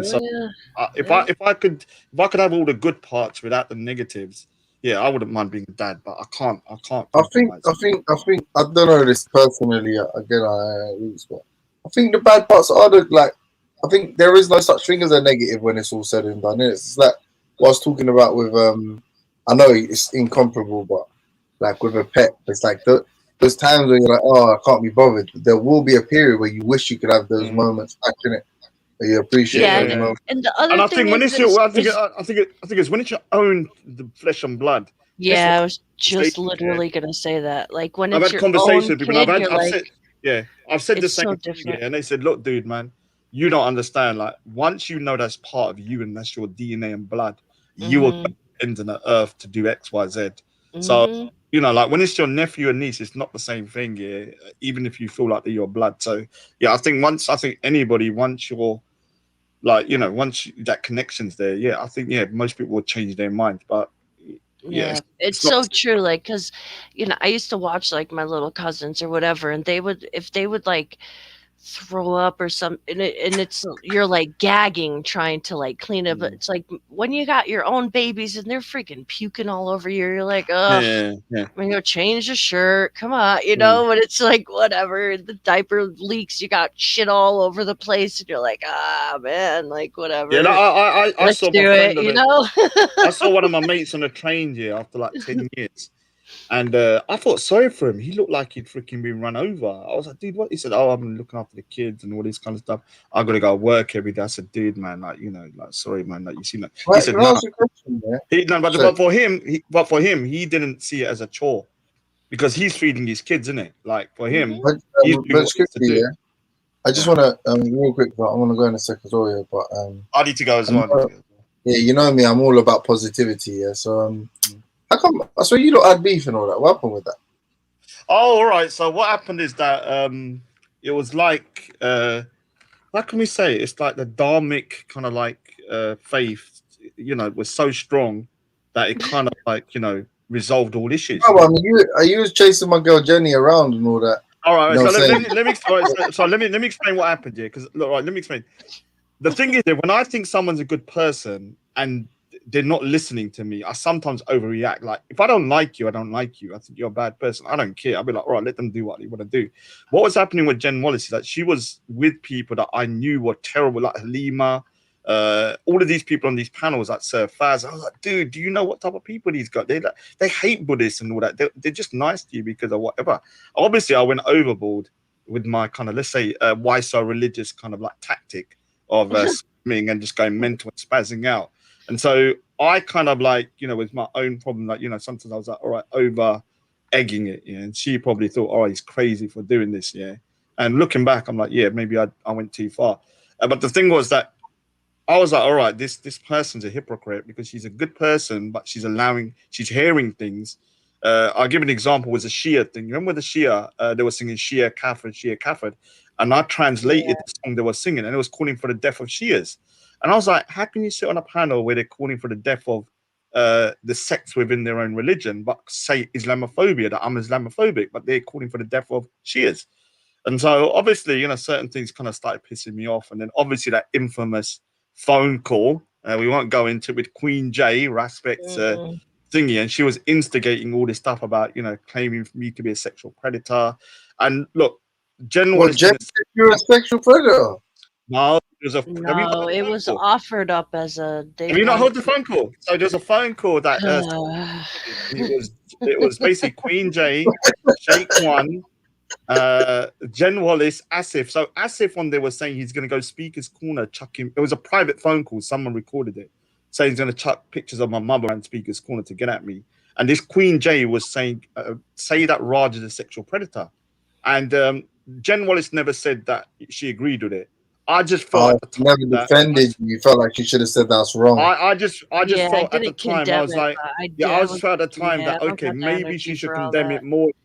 But the problem is sometimes when you hang around with shit, sometimes the shit goes on you, and that's the thing, though. And so basically, you expected Jen to be virtuous in a situation, and you felt like she wasn't. Yeah, and the thing is, like, now looking back. No, but let's hear from Jen for a second. He went a bit too hard, though, right, Jen? Like, even though that was his thing, he went too hard. I mean, we both listen. So the way I look at it is, we both did wrong things, yeah. But we're adults, and I could say, thanks to Sir Faz, Yeah. we were resolved able it. to find common Yeah, ground yeah, and yeah. kind of get over our issues. So yeah, big up to Sir Baz for Yeah, this. and the thing is, I have to take into account that like I said she had a black heart, on. I remember saying to that, he asked me that question, didn't he? Jedi said, "Why didn't you like?" I said, "She's a evil person with a black heart or something like that." Yeah, and everyone was like, "Whoa, that's cold, man." I say, and the reason I said that is because for me, when I think someone's a good person and they don't behave in a particular way, I do hold them to a higher standard. I'm not gonna lie. Like, if someone's a cunt, I'll be like, all right, that, I know you're a cunt. So what? When I thought generally, you are a good person. But at the time, I was like, why isn't she doing X, Y, Z? But then again, looking back, I was doing the why so religious move of over egging the cake, annoying you to the point that you got to the point that, this guy's an idiot and he's harassing me. Because that's what you felt, obviously. So yeah, I know I learned a lot from why so religious, yeah. Because whenever I listen to him, I realize my mistakes. So why so religious, man? Big up to yourself, man, for proving how much of a cunt I am. Because I see you as a cunt, and you're just like me. So And then, and then again, just before I go, I don't know if you want to, if you speak like openly about stuff on your channel, Jen. So you can tell me you don't want to answer it. But like, what happened with you and Zuby Tuesdays? Nothing. We're good. I don't have any issues. Just trying to stay out of all of the out of all of the drama. I tell you what, I don't rate sorry, dudes, I need rate to shoot, man. I need to shoot though. Big up to yourself anyway. all right, big up. Thanks Like for I said, I coming got no through. issue with no one. I've got no issue apart from why so religious. I'm off. Yeah. So yeah, I don't I don't know. The people around her, like, I think are not a good look. You know what I'm saying? So until the thing settles down, and I'm glad that I kind of got out of all those Discord servers in the nick of time. You know what I'm saying? I left them all, and like, before I felt like I kind of dodged a bullet. So yeah, I just kind of pulled back. I don't have no beef with no one though. So yeah. Hey Jenny, pause that for 1 second there. Big up Born Rich. Hey, why so religious? Yeah. Born Rich is Born Rich is one of the many people online that call you a racist. You know my feelings. I'm not like I don't know what's in your heart, as the Akhis would say. So I don't know if you're a racist or not a racist, but I feel like this is a good place and a good time if Born Rich is free and you're free to come up and sort this all out. Like, are you a racist? Are your views or the views you hold racist? Like same way you talk about black crime statistics, and Born Rich talks about alcoholism in single parent families and stuff. I feel like this is a good time to sort of hash it out. You know what I mean? If you guys have got a second or whatever. Who? Why so religious? Yeah, because basically, like, right, Born Rich is like he believes why so religious. Yeah, I remember that whole thing, the back and forth they had. Yeah. Yeah, Born Rich is like, okay. if you cared so much about alcoholism as you did about like black people committing crimes and that's what and being incarcerated and then having black mothers raising single children. If you cared more about alcoholism, then you know what I'm saying. Then we could say you were consistent. But it just seems like all you care about is black people because you're a racist. And then why so religious? I don't even remember what his response is. If I'm honest, that's why sometimes it comes off like he's a racist. I don't know if he's a racist. I don't call him one, but that's what it looks like sometimes in the conversations they be having. So I don't know if Bourne's got a second. If he just wants to, this is a safe platform where you guys could share your opinions and not be censored in any way. And Jen's a really good moderator. I try. Sometimes I just be like, fuck it, and just let them yell. But all right, so what's he say? I didn't ask that. So they're trying to manipulate. No, they're not trying to manipulate my religion. They have their narrative. I have mine. I respect theirs, and it doesn't matter if they respect mine or not. Like, I don't get it. So you cap for religion that says your Buddha was sent by their God. Why do you do that? Because Buddha couldn't say if there was a God or not. He didn't confirm nor deny the existence of a creator God. Nor did he confirm or deny what happens to enlightened people after death. Nor did he what else did he not? He didn't answer questions like that because he didn't claim to know. So even if he believed that there was a creator God, then he didn't admit it because he didn't like claim to put a label on it. So like I don't get what you're trying to do, but he's trying to like the way this is the whole problem, James, with this guy. Yeah, like he's trying to hold like dharmic religions to an Abrahamic status, and it doesn't work at all. You know what I'm saying? Like it doesn't. It Hmm. doesn't. Yeah. So Again, why do yeah. you feel like why do you feel like you need religion though? Why do you feel like you need it? I don't feel like I need it. I feel like it's helped me, so I practice it. You know what I'm saying? So you do kind of need it then. Um, What happens if you don't have it?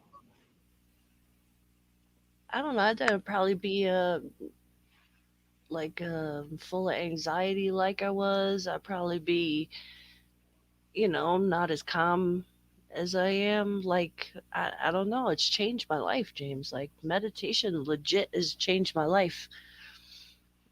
But I'm saying like, why do you need to believe all them other shit as opposed to just like you can just meditate, right? Like I can just go like if I do yoga or whatever, I don't need to be a Buddhist to like see the benefits of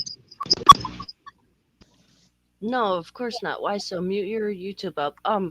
Of course not. You know what I'm saying? And like I said, after I left, pretty much stopped with the Christian, My phone going to was church. sorry, my phone was transferring to my car, so that's why. Okay. Okay. So after I left, Christianity, pretty much I got to a point with that where it you was were just Catholic? like, yeah, I was Catholic, I was AME Zion, I tried hard at it, you know what I'm saying? What's And Amy like Zion? African Methodist Episcopalian church. So it was like my ex-husband's parents were preachers in that church, you know what I'm That's a saying? lot of names for just like one belief system. Was he Yeah, African? it is. Yeah, Was he that's what it African? was. Yeah. Yeah, it was African Like no, American. no. He was African American. He wasn't like an African. No, but if you look at the history of the AME Zion Church, it was like one of the kind of major first black denominations. You know what I'm saying? How could you was a Catholic, yeah? Yeah. How could you leave behind Catholicism? What the fuck happened to you, bro? Because I didn't, because when I used to go to church, like our thing was in Italian or it was in Latin. I didn't know what the hell they were saying. So I just did it because that's what my grandparents told me to do. And then when you're a certain, I think it's like 15 or 16, there's like different rites you do. So I made my confirmation. After you make your confirmation in a Catholic church, you're considered an adult. So I got to choose whether or not I wanted to still go or not, and I didn't want to go anymore. You know what I'm saying? So after that was just like whatever. Like I just did that because that's what my grandparents told me to do. So I was like whatever for probably 15 to about I don't know 22, 23. I don't know. I So met my husband at 18. I had my second kid by 22, and then yeah, like they, his parents wanted to baptize them, so okay, cool. So we started going to church and whatnot, and I tried that for a long time. Like I went for a long time until I got to a point where my questions couldn't be answered, and it was either you walk by faith, and I didn't have that faith to do it. Like I was walking into walls. You know what I'm saying? So it wasn't like it just, I didn't feel it. I tried real hard. I couldn't do it. I didn't have the faith to believe in something that was just something I had to believe in and with nothing, no feelings, no evidence, no, you know what I'm saying? Prayers answered, no, nothing. So it's like, whatever. So I just left that alone for a long time. I just was like agnostic, like, whatever. If there's a God, there Did is, whatever. that Huh? did you see the anxiety? Yeah, Mm. was did that come in between you finding Buddhism and leaving Christianity, or was it there throughout your whole time believing in Christianity? No, I had like severe panic disorder from the time I was probably 17, 16, 17, most of my whole grown up life. And so believing in Christ didn't help that, but No. finding Buddhism did. Meditation did. And then after I saw the effects, after doing that for so long, after I saw the effects, I was like, wow, like this is really working. You know what I'm saying? Let me look into it further. So I started looking into, the techniques that I was doing. The breath meditation is taught by Buddha. So I was like, wow. So then I start looking into it. I'm like, holy shit, like everything this guy's saying is true. You know what I'm saying? So it's like, wow. So then, yeah, the Before more you you get read. there, just real quick, who showed you about? So you found meditation before you found Buddhism, but who showed you about the meditation? Oh, it was my friend. She's like, oh, she's all into yoga and shit. She's like, why don't you try meditating? She's not a Buddhist. She just does yoga and meditation. So how old are you when you found meditation? Or how long ago? How long ago, say?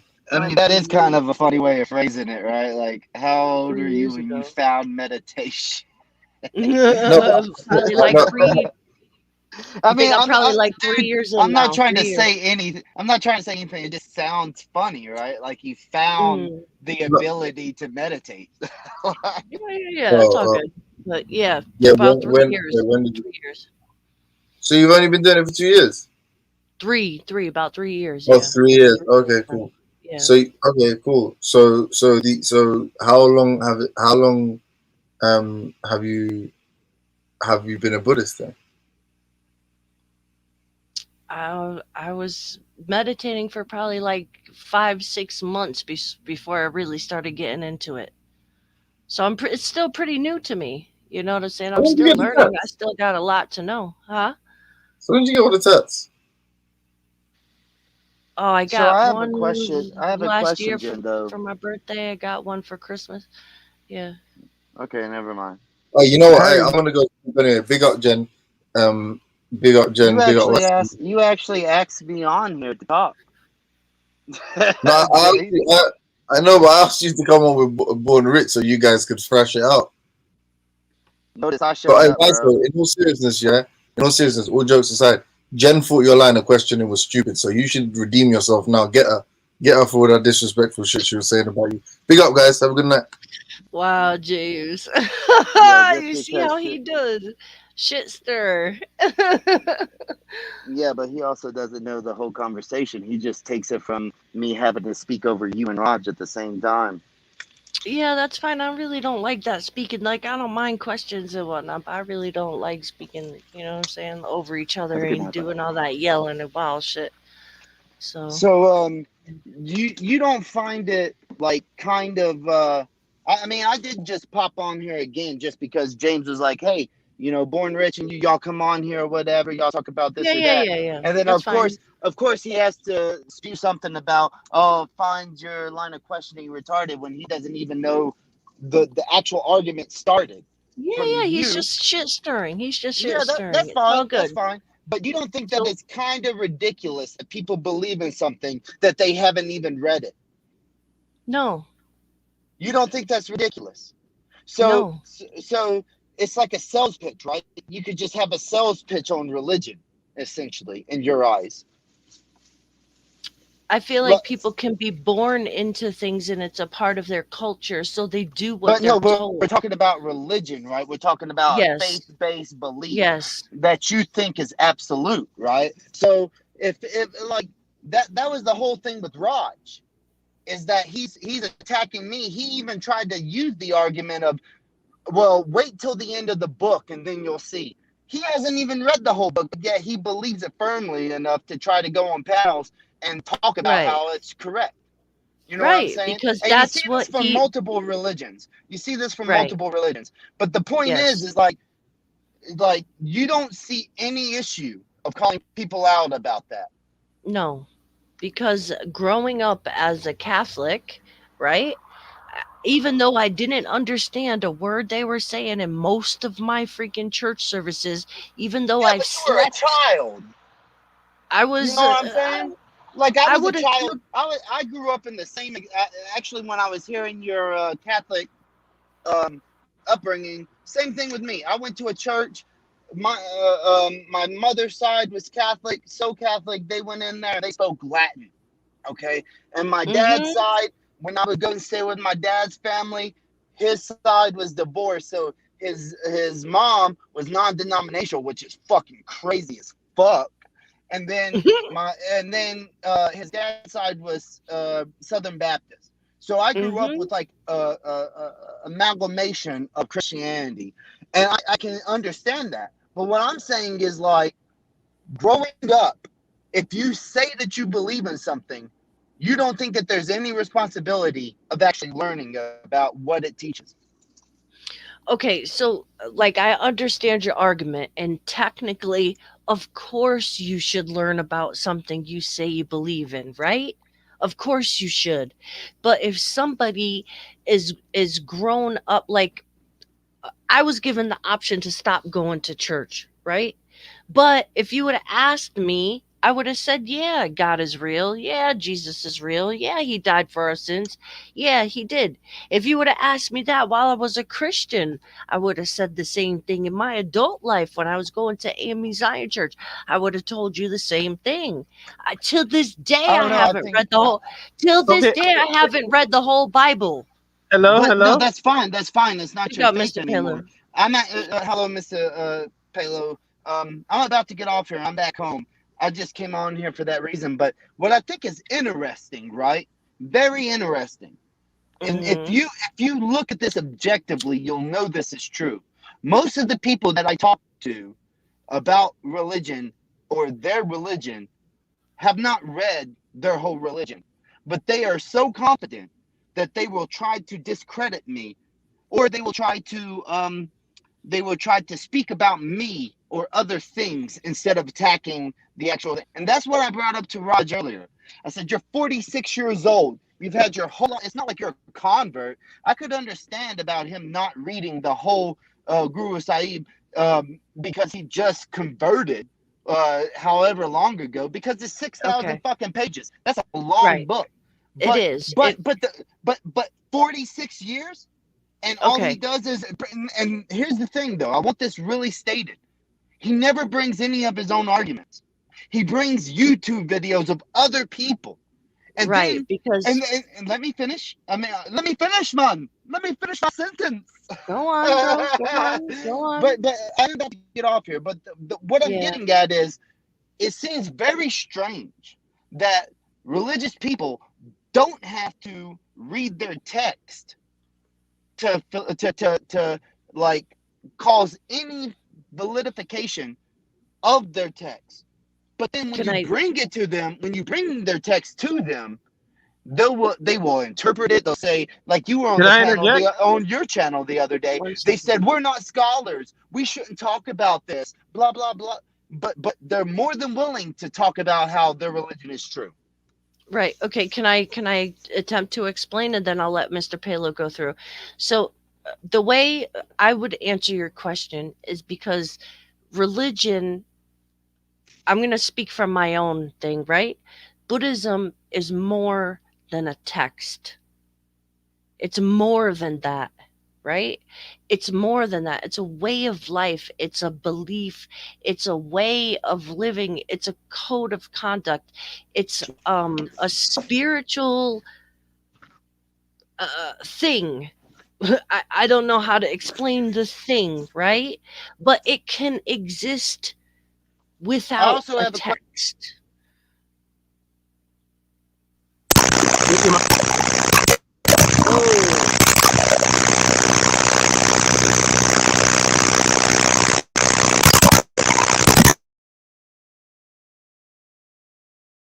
I don't know what's wrong with this thing. Oh, why? So your mic is bugging. Ouch. Your mic is doing crazy things.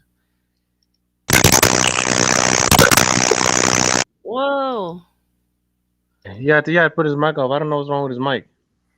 Yeah, he dropped out, but yeah, it's bigger than a text. Like I'm not limited to, like every single sutta that the Buddha wrote. Like, I'm not hanging on to that because it's more than that. You know what I'm saying? Like, to But me, my question, I'm sorry, okay. I couldn't hear you because my phone, my service might cut out.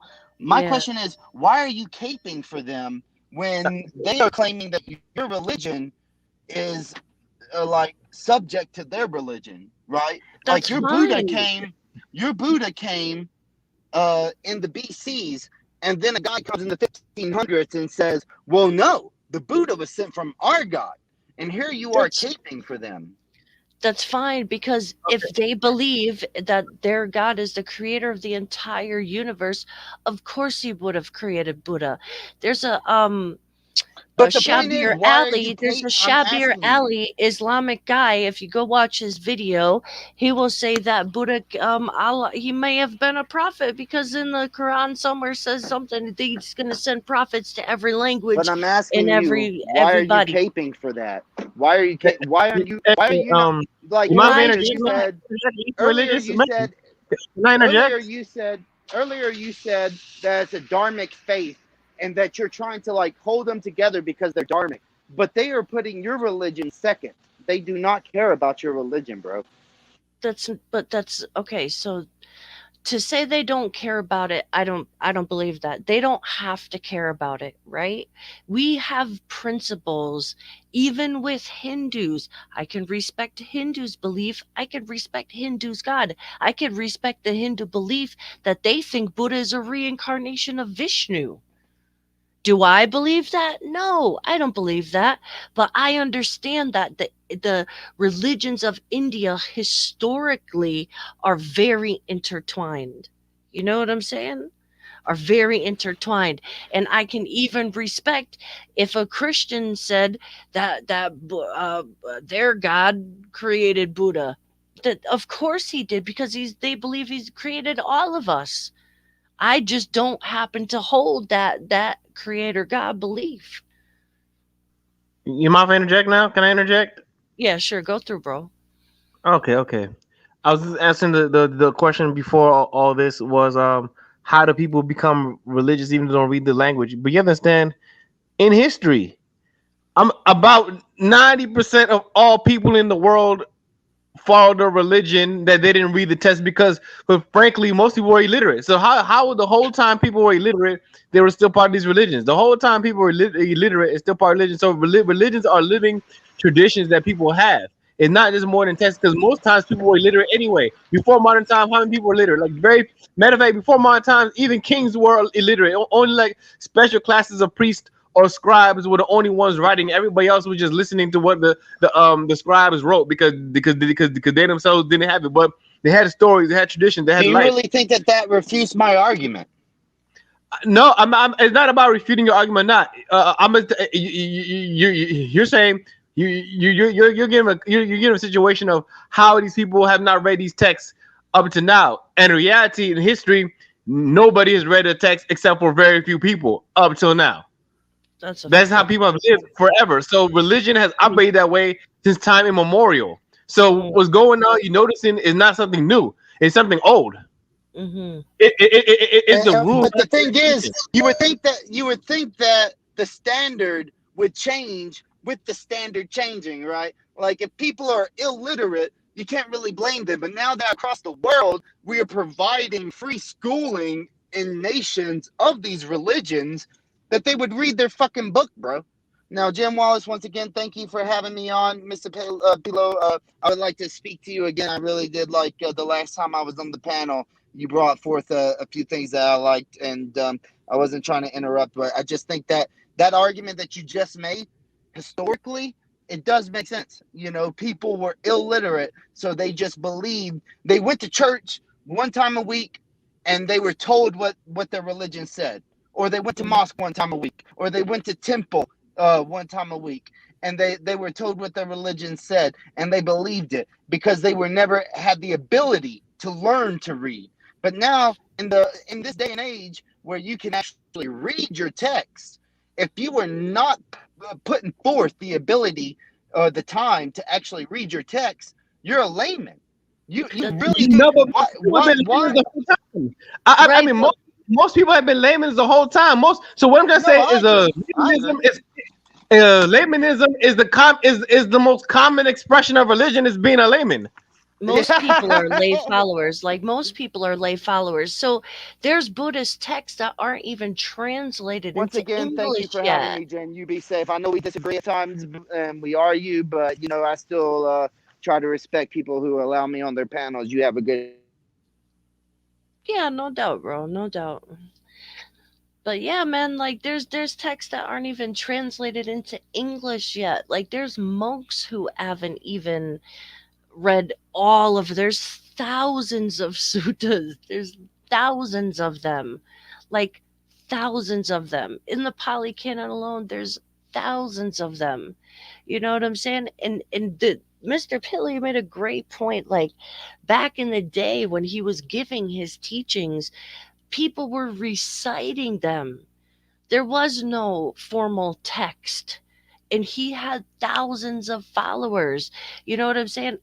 Besides Jainism, Buddhism's one of the oldest surviving institutions on the globe. You know what I'm saying? And Yeah, it's like, no. I totally agree. Yeah, exactly what I'm saying. Because religions are more practical are more practical than textual. Always, I mean, to my knowledge, I don't know of a textual religion. Like I'm like me more. Okay, I'm kind of different because I came into Islam with the text, so I'm more textual because I came into Islam reading the text. But I'm gonna give an example. My best friend grew up supposedly Muslim. He grew up in a Muslim identifying family, and he prays 5 times a day. But the whole time, I'm the one telling him what hadith was in his 20s. I'm the one who explained to him about Sharia and fiqh and all that stuff.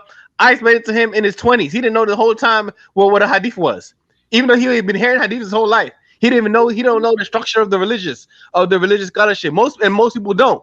Not that he's illiterate. He lived in America. He went to college. He went to Penn State. It's not that he's illiterate, but most people their knowledge of religion is layman. like laymanism is a common expression of religion in the world, if the truth be told. but he would still tell you that he found it to be true and he believed that. You know what I'm Because saying? that's how he's trained to Even believe. It's a layman. He has a layman's faith, but layman's faith is the common faith. The common people are laymen. Right. And that's what I'm trying to say. Like it is good to be like knowledgeable. Of course it is. Like I read uh, I definitely could have read way more than I have, and I do try to read, but I listen to them a lot. You know what I'm saying? Like I listen to them a lot. So oh, who's calling me now? That's a Facebook call, Yeah. and that sounds like a Facebook call. Yeah, it Yep. is. But you know what I'm saying? It's like there's a spiritual aspect to it that I can't describe. You know what I'm saying? And, Like there's a I'm gonna tell you spiritual what I think it is more. I'm gonna tell you what I think you're saying, according to what I've seen in life. My interpretation of what you're trying to convey to me. What my interpretation of that, if I measure it against things, what I see in life, I think that the spiritual aspect to me is more communal. Is more communal than anything. The spirituality to me, what I mean by communal is like knowing that you identify with other people in the same tradition and you have a communal effect that gives some type of like symbiotic joy or something like that. You understand? Is that coming across correctly? Is that coming across right? It's like I'm not it's like sure. a communal feeling. You think is that what it is? I think it's that personal realization, like that personal realization. That's what happened to me anyway. Like I had I didn't have a temple at first. Like I did this by myself, like I studied by myself. Like there's no like, words that you say to become a Buddhist or whatever. Like I just decided for myself, like it resonated within me that this is true. You know what I'm saying? Like what this guy's telling is true. Like, and that's what, I had that realization within myself to keep going with it. You know what I'm saying? So I think it was more like a personal kind of feeling that I'm like, wow, I never had this feeling with Christianity. you know, so from my personal, you know, Okay. Yeah, experience. not because yeah. See, but that's different. So that means okay. So that means because the reason I said what I was saying, right? Because I was speaking about people who don't have the text. So, but you were somebody who studied from the text, then. Because that's the only way you were able to have it personally without that's the only way you be able to have a personal experience is if you had text personally for personally for your own access, right? Yeah, just I looked up the basics, the Four Noble Truths. I studied the Four Noble Truths and the Eightfold Path, and you know, read how the what the Buddha how he delivered them, and the suttas that contained them, and yeah, Okay. like it all made sense, you know. Okay, so you were reading scholarly works. You're reading scholarly works on Buddhism, right? No, I was reading the Pali Canon, like The canon itself, yeah, yeah, the original primary source, polycanon, yeah. translated. Oh yeah, so you had access Translated, to right. the text. So you had access to the text. So that's different. That's different. That's different. Because I was talking about people who experiences who don't have access to the test, who are not connected to the test. How they still feel. Yeah, of course, it would be That in their level of community, in their church certainty. What? family, and their mosque family. Yeah, of Yeah, course. that's why they feel that way. Because yeah, but you're different. I wasn't speaking about what you're. I was speaking to a different phenomenon than what you're describing. Because what you're describing is exactly what I said earlier. What I said, even myself, I was the same way about Islam. Because Mm, I was different. Because I didn't come to Islam from any type of community. I came to Islam from the text. The same way how you mhm. said you come from Buddhism from reading text. I came too from the text of reading the Quran directly. Yes, and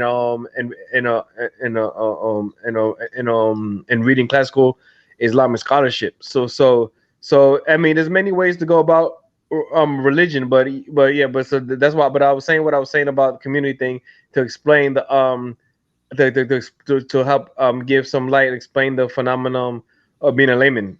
Mhm. Because being a layman is more a communal thing than anything. Because you're not connected to the text, and most people do not attach themselves so dearly to the text. They attach themselves to the communal identity of being a Muslim or being a Buddhist or being a Hindu or being a Christian or being a Catholic or being Right, a right. Jain.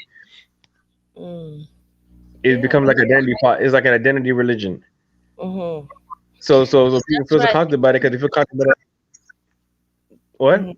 Some of the like he's an atheist, right? So like, I think they don't get that aspect of it. You know what I'm saying? Like that connection part to it. You know what I'm saying? Like that's the part that they lack because they don't believe in spirits and everything. So yeah. Mm.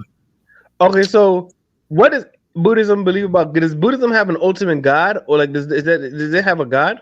No. So um well, there's many stories of because it was, you know, Vedas back then, right? The pretty much there was only, you know, the Vedic traditions of, I guess you could now they call Hinduism, but you know, there was Brahma and Nagas and different types of gods that people worship, but Buddha didn't acknowledge them as like a ultimate creator God. So we don't have a concept. And when he was asked about it, he didn't answer the questions because he didn't like presume to label what he couldn't see. You know, like one of the famous sayings he said is like, "No Brahmin has seen Brahma. Like no one has laid eyes on him." You know, so he's not going to claim something he couldn't Okay, say for a let me ask fact. you, Yeah. is there anything that you can call absolute in Buddhism? Absolute. So everything is impermanent, everything is changing, and nothing is a part of ourselves. So um there's no concept of like permanent soul. There's no so no, nothing is permanent. Nothing is permanent. Everything is changing. So let me ask you this: so if that's the case, are the noble truths changing? No, the noble truths are yeah, then I guess the noble truths are the facts then. there's suffering, there's a cause to suffering, there's an end to suffering, and the path is the end. The path is the way out. So there is an absolute. So do you believe in absolute truth? Absolute truth. If the noble truth is absolute, and these don't change, can there be such a thing as absolute truth, taking account that you hold noble truths to be there and absolute?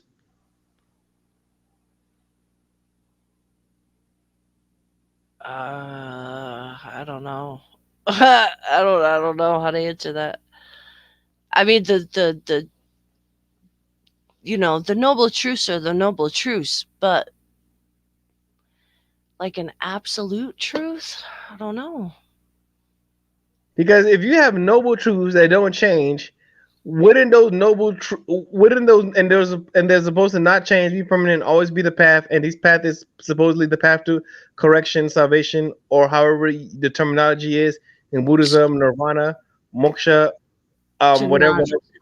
To relieve suffering, yeah. So whatever the release of, and you know this is a path, and you're saying that you know this is a path, that means you must have some. If you know it, if you say you know it, if it's not absolute, that means you don't really know it. So if you know it to be the path, that means Buddhism has some knowledge of truth. There must be some sense of absolute truth in order to have noble truths that you can derive, because you have to say that there's absolute truth if you were to have noble truths as a reality. There must be an absolute reality that these noble truths can be derived from. If you were to say it's rule, if you were to say these noble truths are real, absolute, and unchanging, then yeah, I guess. I mean, I'm not real good with all the philosophical, you know what I'm saying, like stuff, but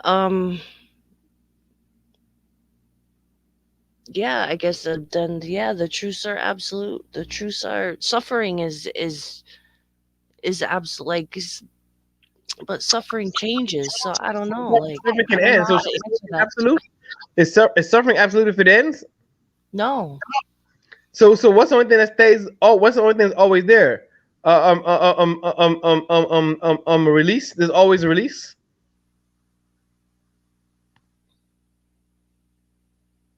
No, because not everyone experiences release if you don't follow the path. Yeah, but if everybody doesn't, but just because everybody doesn't experience it, does it mean does it mean it's gone? Is release independent of the people, or the people dependent on the release, or is the release depending on the people? It's all dependent on the self. You're the only one who could relieve your own suffering. No one else can do it for you. So I know, yeah, what I'm gonna say is that is relief. The relief itself, is the relief independent of the person to be relieved, or is the relief dependent on the person to be relieved? Is the relief dependent on the person? The person's dependent on the relief. No, it's dependent on the person, right? Dependent on the self. If it's dependent on the person, are people absolute then? Because the release is the release. People die. People nothing, like nothing. The Buddha says nothing is permanent. Everything is independent of self.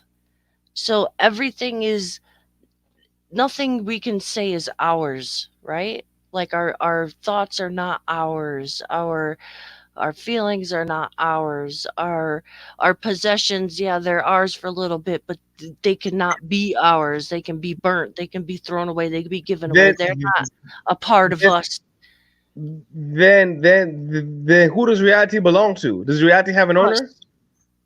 Us, the perceiver. So if the perceiver owns reality, that means the reality is dependent on the perceiver. So the perceiver does own it. Does the perceiver not own the reality then, if he perceives it and is dependent on his perception? We don't own it. It's not ours, but we're the only.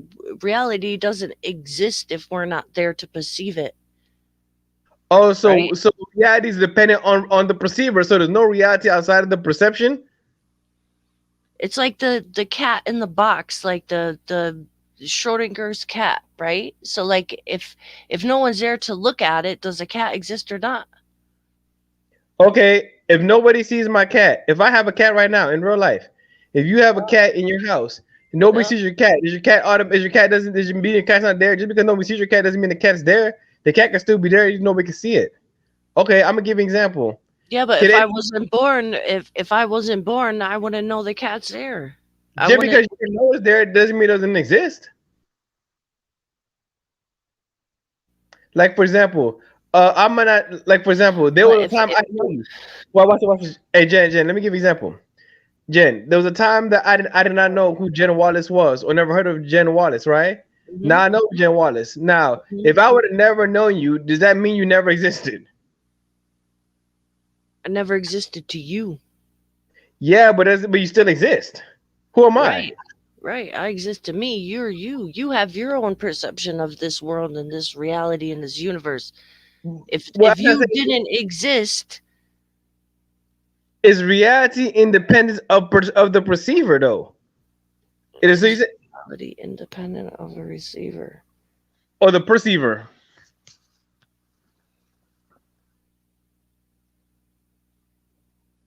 How do you answer that? Like it doesn't. If I don't exist, I have no reality. Yeah, if you don't exist, you're not real. Yes, but is there reality? Is there reality that exists even if you don't exist? Is there a necessary reality? Is there a necessary reality? I wouldn't know if I didn't exist. Right now, I can say yes. So there's a necessary reality, right? There's a necessary reality. From my perception, yes. Okay, I mean, so that's what we call God. You know that, right? That's what people in Abrahamic religions call God. Yes. We see necessary reality. Yeah. And that's what some people think Buddha was trying to explain as God without labeling it. So he didn't want to label it. But if it's there, he doesn't want to label it. What I'm trying to say is that, okay, what benefit is not labeling something that's there? Is there a benefit to not labeling something even though you know it exists? Yes. What's the benefit? Please explain it to us. Because you don't become attached to it. Okay. Why do you not want to be attached to necessary reality? Why wouldn't you want to be attached to necessary reality? Because attachment is suffering. You're right. No. It's good he said this. You know why? Because that's what exactly we call it in Islam. We call it jihad. We actually call that's jihad. Our attachment to God, we call it jihad, and it means to struggle. It is a suffering. You're right. Oh, but why? Okay. That's. I mean, is this getting really good? Why do you suffer? No, for real, no, it's good. You know why? Because this is a fundamental theological difference between Buddhism and Islam, and just having this conversation, I think, is very enlightening. Just a good enlightening philosophical conversation. It's all good. Yeah, I'm good. I'm not real technical, but I'm down. Yeah, let's do it. because I'm trying to figure out why. So attachment is suffering. So you don't want to suffer. So you think by not being attached to the necessary reality, you would lack suffering. So what makes you think that your suffering will end with non-attachment to the necessary reality? Is there any provable evidence or tangibility or perceptivity of lacking sufferings that can be felt and related to inform people on the imperative of disassociation or detachment from the necessary reality? So everything that we all right, I'm not sure exactly. Okay, imperative or displayable proof, right? So what I would say to that is when people attach themselves to the idea of God, to me, it's proven that it causes suffering, right? Because look at the religious wars and battles and difference when people attach to labels, right? I'm a Buddhist, you're a Muslim, right? We're cool, we could talk, right? But maybe some Muslims, because I'm a Buddhist, they don't want to fuck with me because they're attached to their God, and their perception, all mushriks are bad. You know what I'm saying? So that's an attachment that causes suffering. So if I'm attached to this one idea of God, nothing else, I can't accept anything else. I can't accept no one else's view because I'm attached to this. This is my way. This is my attachment. And now this gives reign to ego. This boosts segregation. This boosts subjugation by superiority complex. So all of these things are suffering. You know what I'm saying? To when we attach to something, to lose it is suffering, right? To not get more of it is suffering. So like this is why attaching Okay. is bad. Okay, I hear you. But I actually did ask him the opposite question. I'm glad. Don't get me wrong. Yeah, I don't know how to answer it any other way. I don't know how, I No, do no, get is the opposite, but yeah, I don't. no, no. I asked the opposite question. Remember, I asked the opposite question. Yeah. The question I did ask was this: What do you know that's provable or empirical or evidential or however you want to say it or what do you know what do you know or have or can infer or can provide some type of substantiation for being released from suffering through disattachment from necessary reality. How a disattachment had tangible benefits that can be related. That you said that disattachment somehow stops or releases you from suffering. Have you been released from suffering? Have you known those who release from suffering? How can you verify the release of how can you verify the release of suffering from this attachment from the necessary reality? So that would be in the Buddha's description of enlightenment and his words that we have, and the words of people who have reached enlightenment, and the words of different monks throughout history who have reached enlightenment, and by their description of it and their experience of it. Okay, so can it be said that you're attached to the experience of your religious leaders and their descriptions, and can you consider their description and attachment that the Buddhists have? So before, yes, there is definite attachment to the path. So you are attached to following the path, right? But when you get to the point where you're going to have to release attachment from that. So you're going to have to release attachment to the Buddha, to his words, to his teachings, to everything to reach enlightenment. So if you release attachment from everything in relation to entitlement, how you know entitlement is there once you release attachment to the vehicles of enlightenment? Isn't enlightenment itself an attachment? So if you're attached to everything to the vehicles of enlightenment, doesn't that still attach you to enlightenment? And isn't enlightenment still an attachment? For me, yes. For one who's reached it, no, because when you have to give up the vehicles to reach it.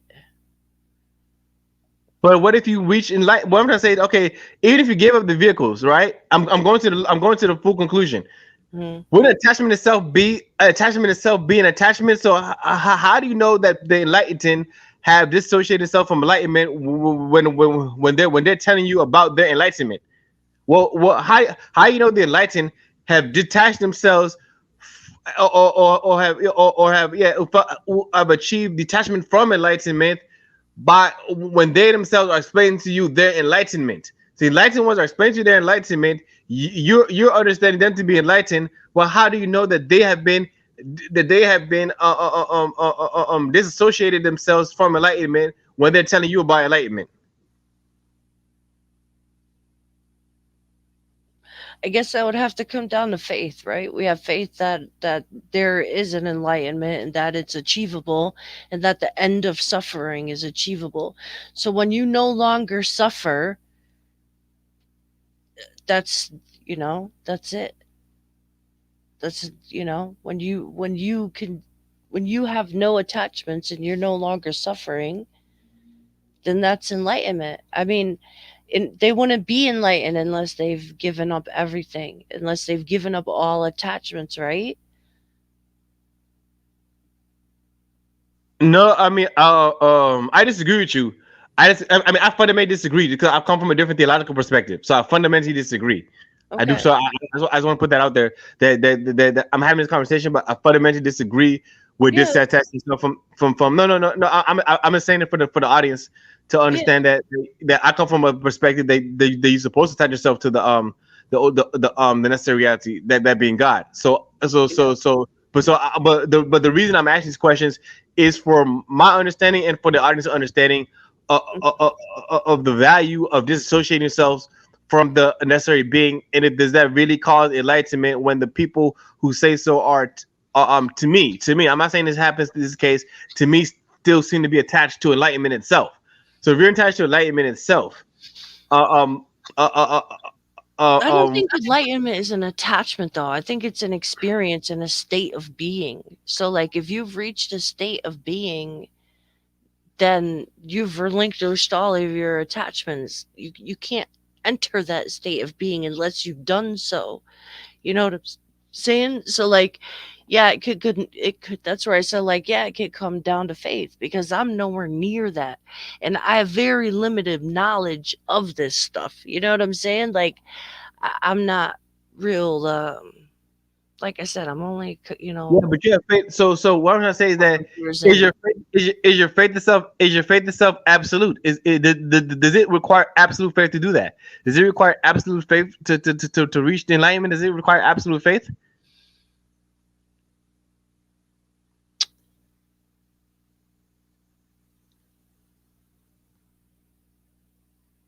Well, you have to have enough faith to let go of stuff and think, you know what I'm saying? So, like, you have to have enough.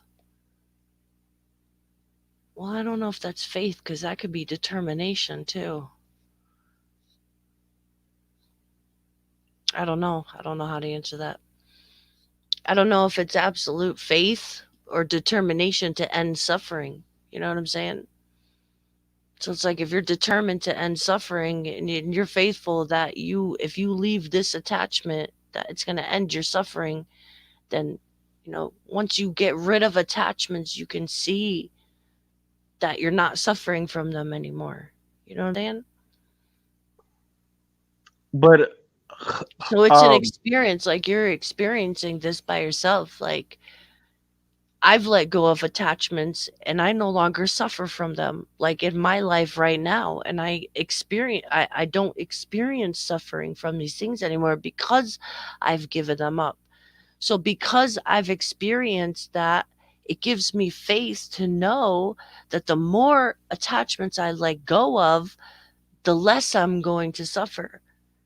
And I see this exhibited in human interaction every day. Because of all these attachments, all of these people are suffering. How do you know your suffering will ever end, and the attachments and the attachments will ever end? How do you know this? Outside of is it the only way you know is through the writings? Well, if I've given up a little bit and I've experienced a little freedom from suffering, then the more I would give up would only be like kind of logical, that it would free myself more from suffering. Right? So it's something you experience. But how you know it's ever going to end? Like how you know how deep the rabbit hole is? All I You know, have is my life. Like, and this is the thing, like we're like clinging, like what you're doing right now, like you're attached to the future. So you're clinging to the future is causing confusion. You know what I'm saying? no. Listen. I wouldn't call it confusion. I hear what you're saying though, because you're right.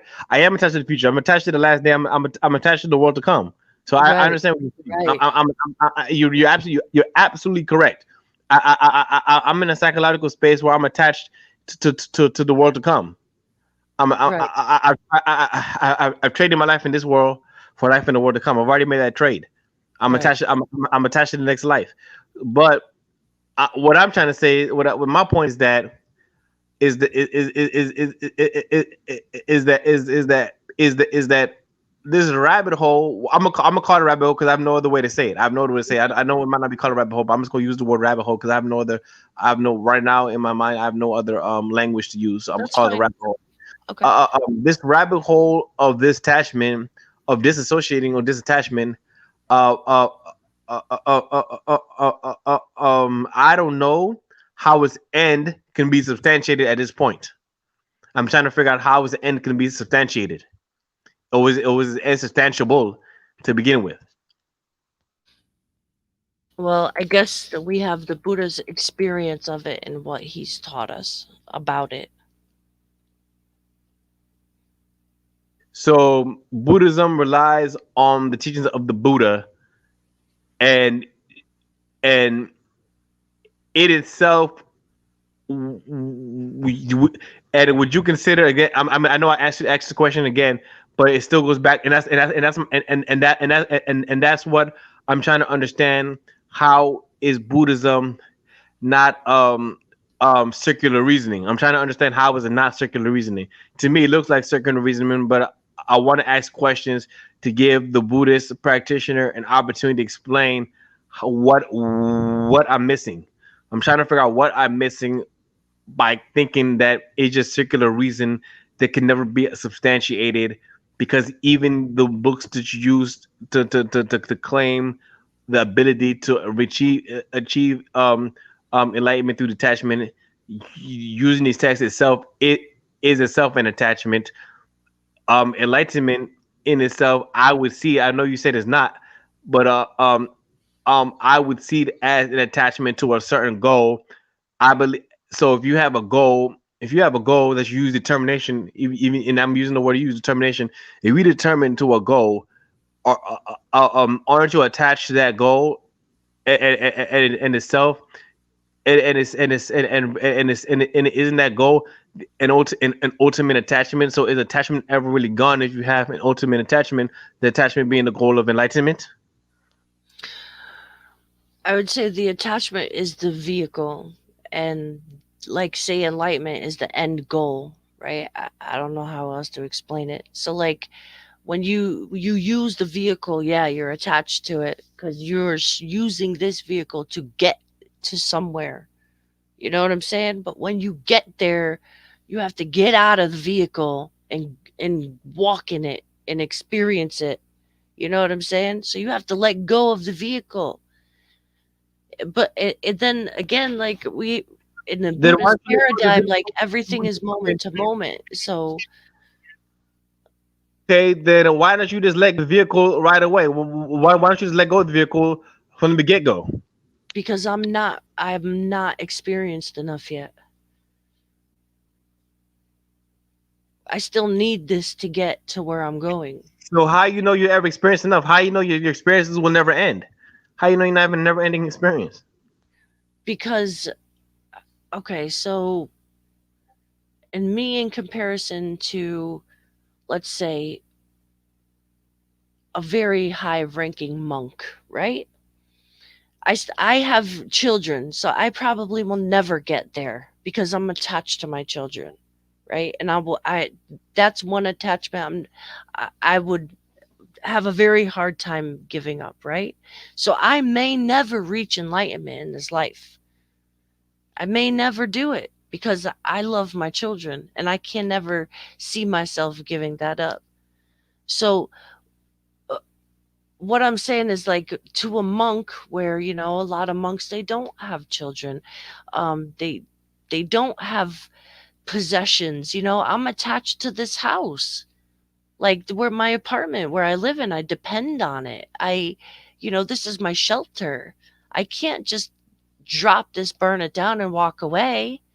But if I was, you know, if I wasn't attached to it, yeah, I'd burn the shit down and walk away and be like, fuck it, I'm not attached to it.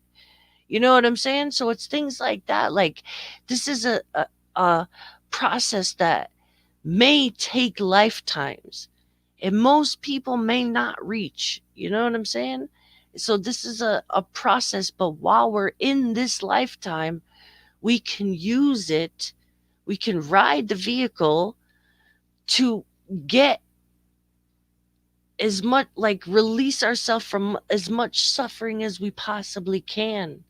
You know what I'm saying? And if we don't release it in this lifetime, we believe that maybe we'll have a better chance the next lifetime.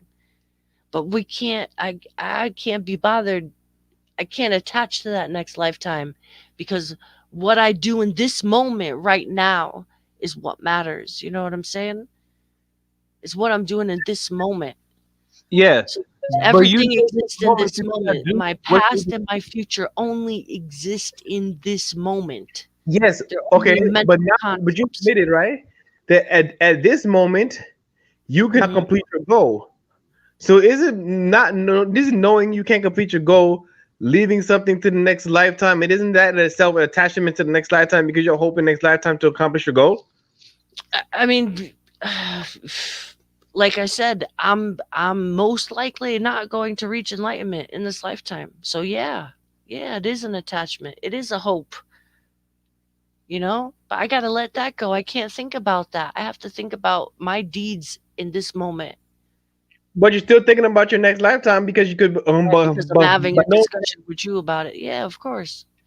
you still thinking about the next lifetime because you know because you've already conceded the next lifetime is necessary for you. It is necessary for you because you conceded that you won't be able to accomplish your goal this lifetime because of certain attachments to your house, your children, and this, that, and the third. So so you've already necessitated another life in your thinking. Yeah, of course. So would that would that necessitation be an attachment? Yes. So you're attached to the next lifetime.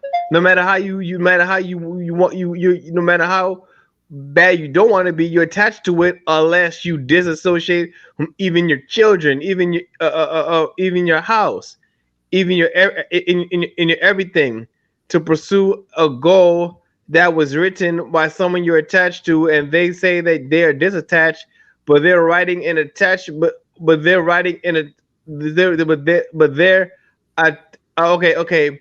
Is the bliss you feel, or okay, what's the feeling of disassociate? Would you call that bliss? Would you call that bliss when somebody just would you like what would you call the freedom of suffering? Is there a name for the freedom of suffering? I would say it's mental freedom. Like, it's a mental freedom because you can look at this situation and it doesn't give you feelings anymore. It doesn't make you sad anymore. It doesn't make you happy anymore. Like, you could just acknowledge that this thing happened and move on from it. Like, you're not suffering from the situation anymore. So it's a mental liberation. Yeah, 100%. So the Buddha has gave us, like, I know, like, the circular argument that you're trying to make, right? So what he's done is he's given us a vehicle to lessen suffering in our lifetimes, right? You know what I'm saying?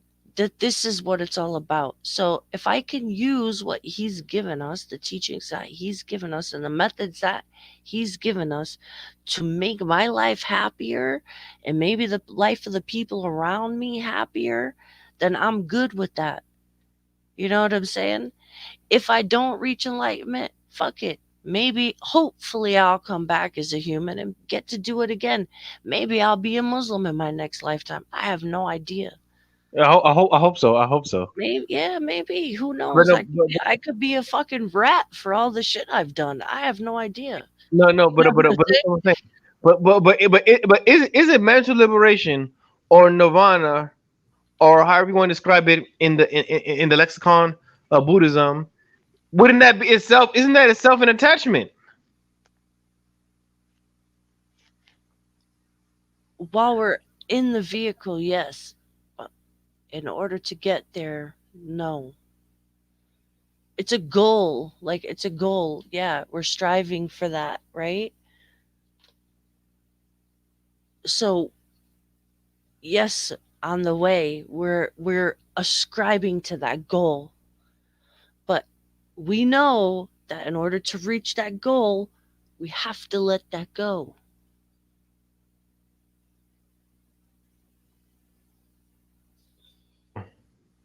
I'm gonna try to read up on this and get back to you. Maybe I'll have some better answers, but I do have work tomorrow, so I don't Yeah, want to. yeah, You know what I'm saying?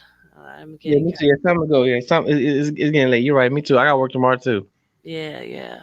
But yeah, man, Okay. it's been good. But yeah, it's definitely something to think about. And you know what I'm saying? I could ask some people who are more experienced than me. Um, I'm hoping to try to get one of them on here one day. You know what I'm saying? And yeah, so maybe I could get someone on here and they could answer all these deep philosophical questions that I'm really shit at. So It's all right. You try. You're supposed to notice things because this is how you to me this is how you how you deepen because see there's faith, there's mind, and everything has to work together. Like your mind controls your actions and your bodies. If you wrap your mind around your faith, your mind will instruct your body to move in the direction that you need it to go to accomplish what you need to accomplish. hmm yeah, I agree with that. I agree with that. Right now, I just need to work on my own mental attachments, and that's what I try to do. Even attachments to this YouTube and StreamYards and all this, interaction and all this entertainment and all this stuff is all just attachments. It's all pleasures. You know what I'm saying? It's all impermanent. It's all shit I could be letting go. But I'm just human. I'm just started out on this thing. Like, I've seen the changes in my life that it's made in just a little over 3 years or something, and I'm with it, so I'm good. You know what I'm saying?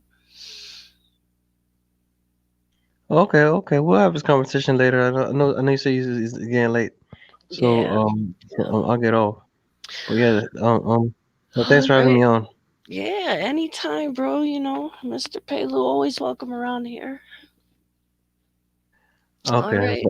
buddy. All right. Big up, everybody. And thanks for coming through. And yeah, peace, peace.